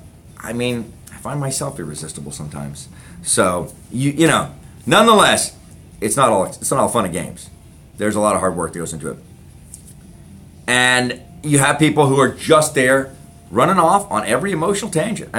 Really, it's like you're not thinking through the situation. And there's some people, I'll say this, and I think what'll make the show unique is that I don't pull any punches, but at the same time, that may cause me more trouble than it benefits me. We'll have to see, but it's like Sean Hannity. I'm sure he's a good guy, and I don't necessarily disagree with anything I can recall at this moment in time. I'm sure there's, nobody's exactly the same. I have my own mind, so we may not agree on everything, but I cannot stand the way he argues. But look, he's got a nationally well-established show that has a following that's making him millions of dollars. I'm doing a YouTube channel for free on top of a bunch of other work that I've just begun in businesses that are radically different from what I've done in the 24 years of broadcasting. But I know it will bear fruit. Whether this does or not, I think it will. Just can I keep up the? Yeah, I can. It's going to be great. Actually, I don't know why I was trying to be humble unnecessarily, and it was just ridiculous. It's going to be great. But he's already been there. And he's been there for years. Why? He's probably kissed a lot of the right backside, and Brown knows the right people who want to be power brokers or control what you say or have some sense of ownership over you. The other talk show host in town that had been a success for so long certainly sold out early on. That's exactly what he did. It always irritated me to no end and so very few people seem to remember that, he came back after trying to make it elsewhere and was a liberal Democrat and then was bitching about all allegedly my friends, running him down and all the rest of this. I don't know what you're talking about. But then all of a sudden one day, he's a conservative Republican. Instead of defending and schmoozing Richard Borchard and all the other guys, now all of a sudden he's giving them hell. And there's one guy in particular in town that throws around the most amount of money. And he found himself susceptible, manipulative, somebody who is malleable. And then he tried to add me to that list some later point in time. Or I guess maybe he thought at the time he had me to that list because we'd agreed on everything of any interest to him up till that point in time. And then one day, I guess he didn't know if that was the case, so he was going to try to establish it by intervening in the second or third time I'd had Senator John Cornyn come on the show by giving me a personal call beforehand and asking me to verify if I had called to set up an appointment with the Senator, John Cornyn. And I said, yeah, why? He's like, well, I told him it was okay to come on your show. And the more I thought about it, the more it pissed me off. You don't owe me And if you want me to do something, then you need to ask. Thinking that you're smart enough to play that sort of a stupid game with me, and all of a sudden I'm going to go, oh, well, I better, you know. I didn't mention it by name, but I talked about the scenario, and I said, let me say something. I got a message for the Republicans in Oasis County. This is after I'd had a show for about 5 years, I guess. It was a long time ago. Can't believe it happened really that early on. But I said, if we agree, it's because we come from a similar perspective of rational thought.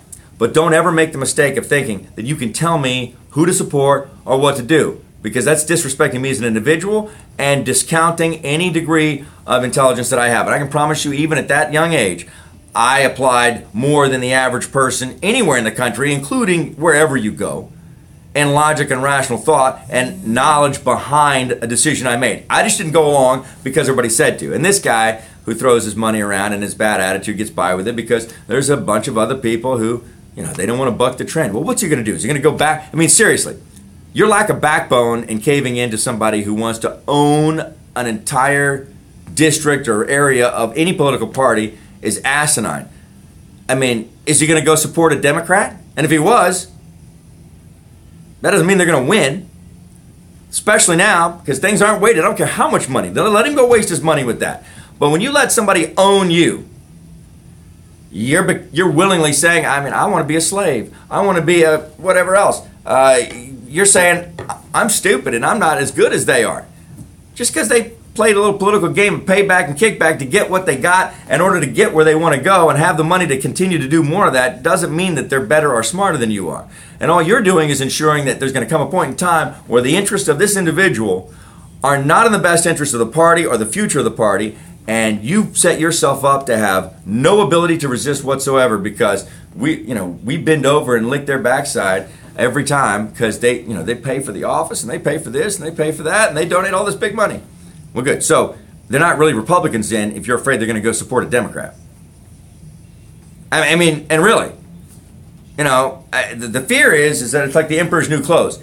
There's so many people without a backbone in every political party at the local level, at the county level, in most places, that, you stand up and then they're going to make sure you're ousted is your fear, and somebody else is going to be a willing kiss ass and they're going to get in. And that's a likely situation.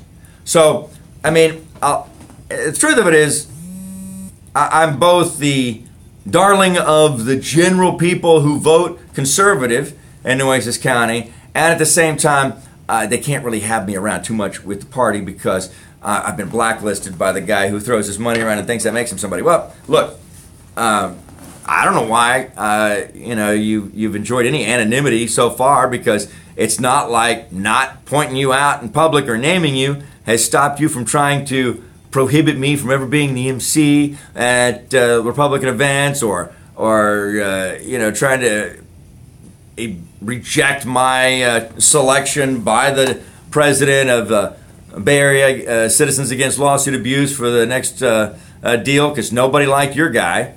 Kind of belligerent and offensive and disruptive, and it's continued to get more so that way. But, you're going to pull your weight and throw your weight around wherever you want. All right. But you don't want to have a spotlight shown on you. You certainly don't want to have a spotlight shown on you while you were on the Poor Commission. And it's really ridiculous because you're the one who stays mad about it more than anything else. I just find it amusing that there's so many people with the emperor's new clothes fear. Had you not done all those things, well, then maybe not telling you you're a jackass or calling you out on it or calling out these problems would be something that would be of merit. But you've had it one way the whole time, and you don't seem to get tired of it. And I told you before, you go around threatening everybody about how you're going to whip their ass and do all this sort of stuff. You know my number. You're not going to like what happens, and you're not nearly as tough as you think you are. You just got a lot of bad attitude because you haven't learned to control your anger or grow up emotionally and be mature. And you like to point a lot of fingers and do a lot of stuff that is no better than what you're condemning others for doing. And that's all good and well. Everybody has their own flaws. I'm not perfect. But I'm not going around wasting my time trying to interfere with whatever your agenda happens to be as much as you are whenever you find the time to do mine. And you can't deny it because you've run off at the mouth too many times. You're a kid who did a bunch of stuff I wouldn't do because I wouldn't feel it was right. that's me, in order to get some money, and then you think the money makes you something. Money does not make you who you are, and you're not who you feel you are. You are what you do and what you've done. And the only way to make that better is do things differently or do them the right way if you've been one of those that's engaged in all of that. Stop thinking that that people don't know you because they're upset about what they've seen, and you think that, well, that's not who I am. That's just what I did. No, that's who you are. It's what you've done. I want to be a better person, always. So I'm always going to try to refine. And I'm not perfect. I make mistakes. I do things out of selfish motivation from time to time. I forget to consider other people's perspectives. I'm constantly, you got to fight all that all the time. The difference is I make it a point to try to do that. Whereas a lot of people, they trip through life not really ever caring and not ever stopping. And they're going to shut their minds and their access to anybody who says you are the one responsible for the things happening in your life and no one else. And you can't blame it on this or that. For all those excuses you've got, you still have the breath to complain about it. You still have an opportunity to do what you want to do. But you're going to have to get to it, and it's not going to be easy, and it never is. And it's probably harder now than it was then. But maybe not. You won't know because you're too obsessed with what could have been and what you did have or what didn't come to. The successful people who do great things find it far easier to be the agent of accomplishment when their focus is not on the past, but on the future, not on what they don't have, but what they do have, not on revenge, but on promotion of themselves and doing so by focusing on helping other people. If your objective is to truly help other people, and look, again, back to money bags and other people who don't have a ton of money, but there are some people who, as they're giving money and as they're helping people, are doing it to buy loyalty and to buy the perception of character. This goes right back to, again, it's in every holy book of every major religion. It's not a new idea. And if you break this down, you will see the truth in it. That's called narrative fidelity. But it's not just enough to go through the motions of charity or whatever it is that you've been ordered to do to assist others by your Creator. You have to do it for the right reason. Right? Otherwise, it doesn't count. And that's not for everybody else's benefit. That's for your benefit. If you're not giving to the family who lost their father because you genuinely want to help these people, but because you run off a lot of people and you've caused a lot of people, including that one, a lot of hardship because you were in the wrong, doing dirty politics, and that person was actually your boy helping you out, and now you're going to buy some loyalty from his family from hearing about all these other things by throwing money at him. You're not helping yourself, and you're really not helping them either, because it's tainted money. And the truth of that is borne out in what most people don't see because they compartmentalize and don't ever want to think about this great gift of all this money that helps out so much and being associated with what it produces later on. Bad money, tainted money is bad money. That is a real thing. It is the karma, for lack of a better term, that comes with these things. And when you give to buy the perception of character and integrity, what you're really doing is harming yourself and everybody else that you are bringing into that, because you're not having that law of attraction, all that positivity that people buy into. Yeah, it, like I said, came from the Word of God a long time before there was ever a book, but people have tuned it out because it sounds like somebody else being in control. And in the end, the biggest opposition to adherence to any religion or belief in a creator or a supreme being is the fact that inherent in our being made in the image of our Creator is this desire to be the rule maker. We want what we want, and we don't and sometimes can't see past the immediacy of having what we want at that moment. And so therefore, we want to be our own God. In short, we want to make our own rules. That way we can have what we want and feel good about it too, and we haven't done anything wrong. Yay! Except that the rules of the universe that have been made long before our little blip of existence don't dictate that the success comes that way. You'll have more problems.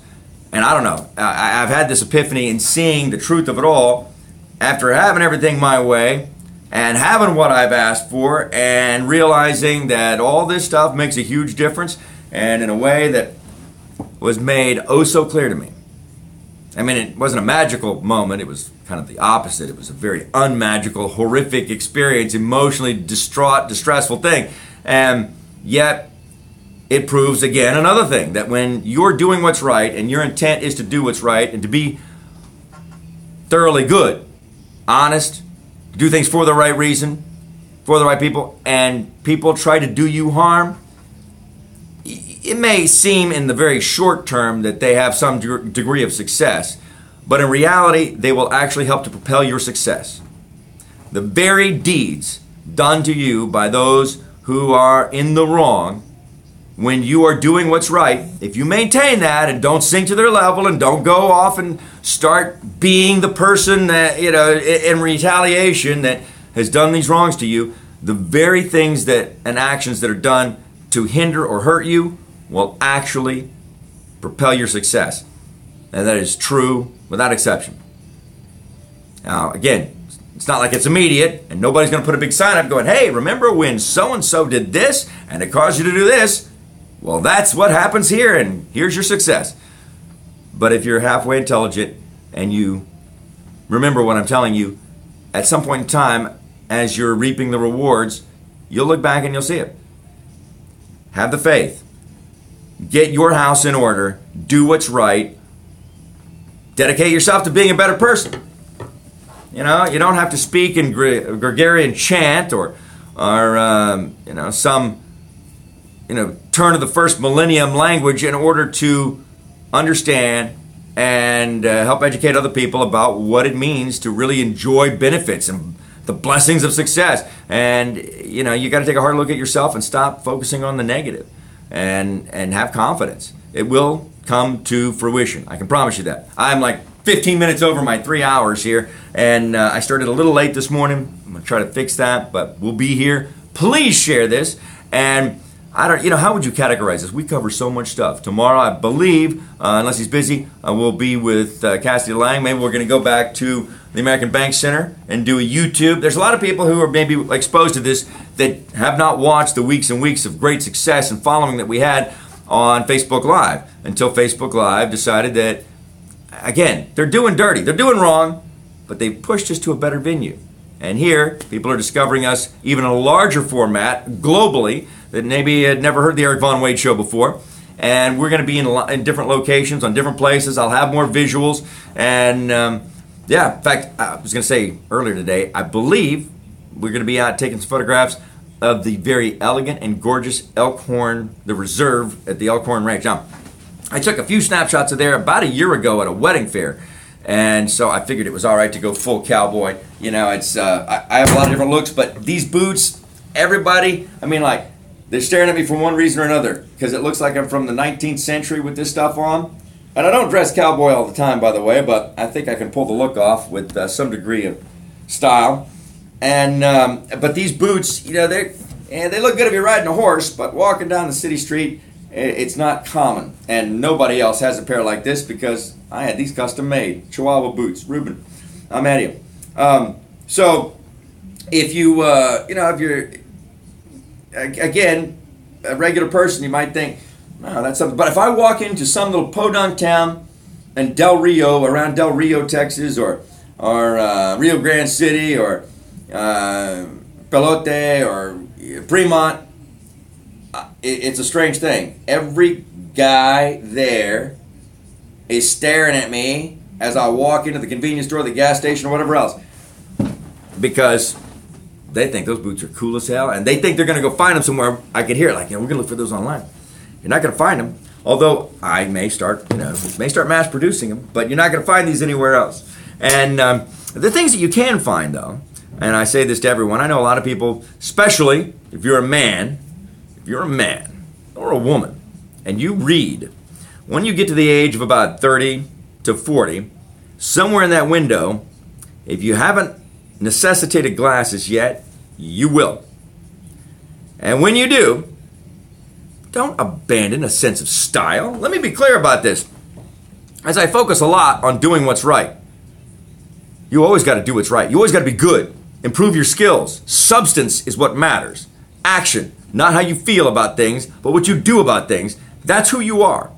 Even though you may feel differently than what you did, you're only what you did or what you do.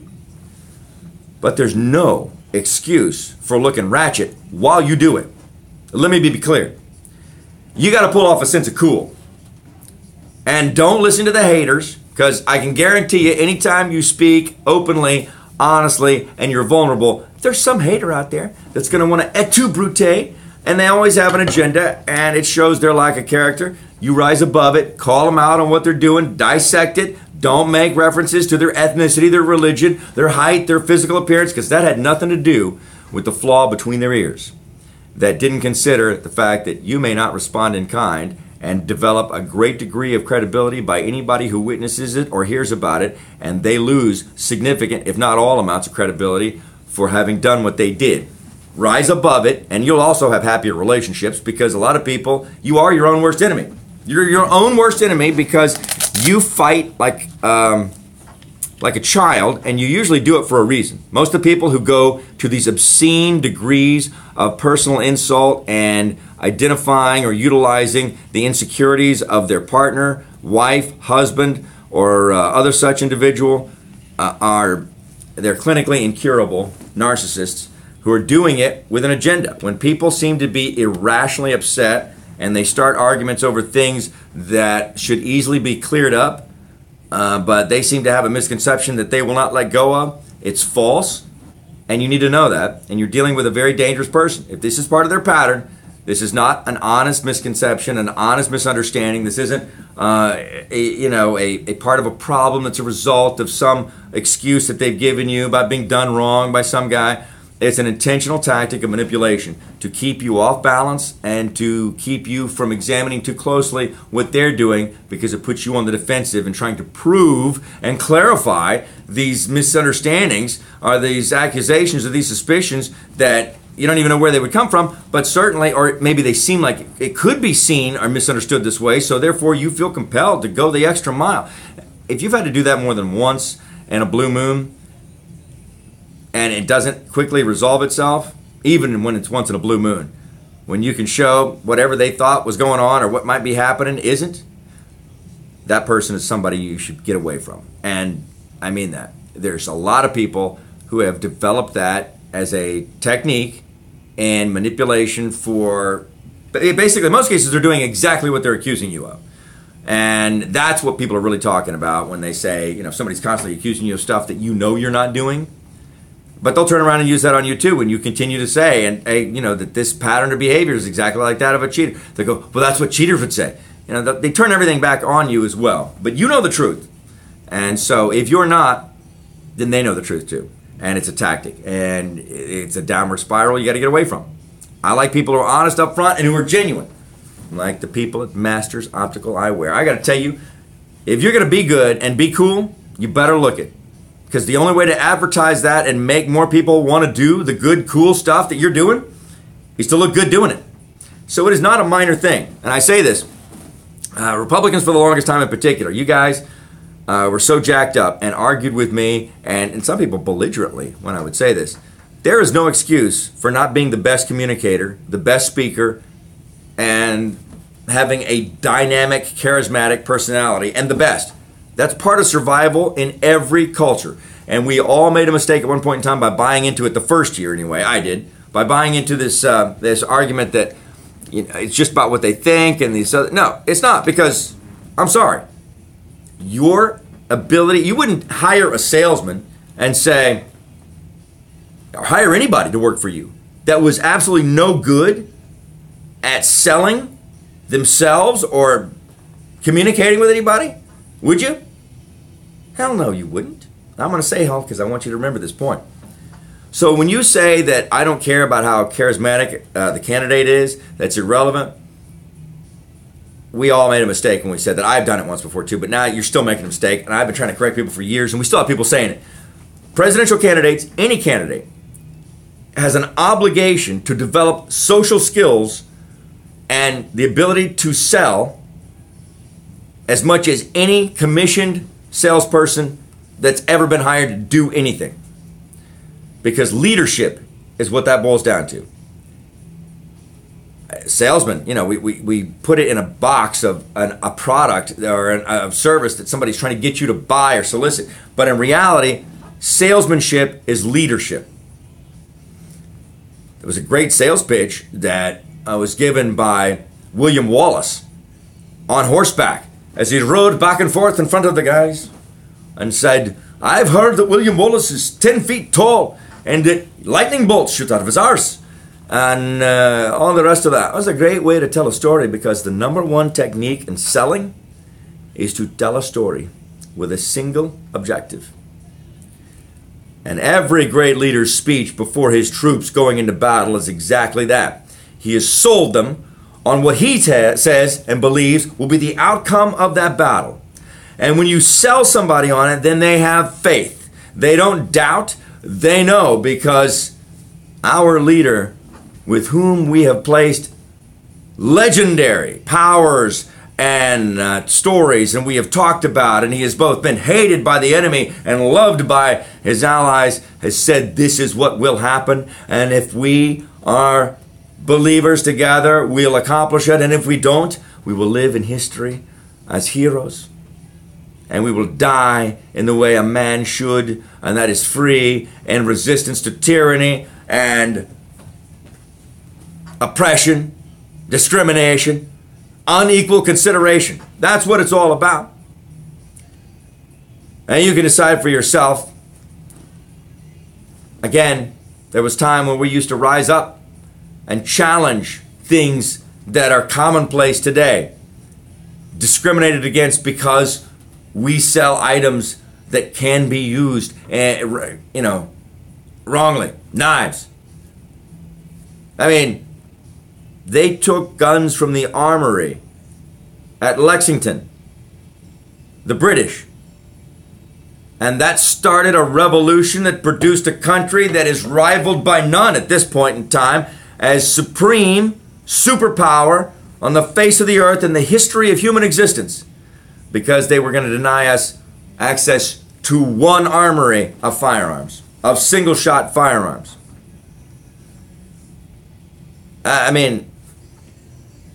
Now they're blanketly denying access for people's success in an entire industry across sea to shining sea.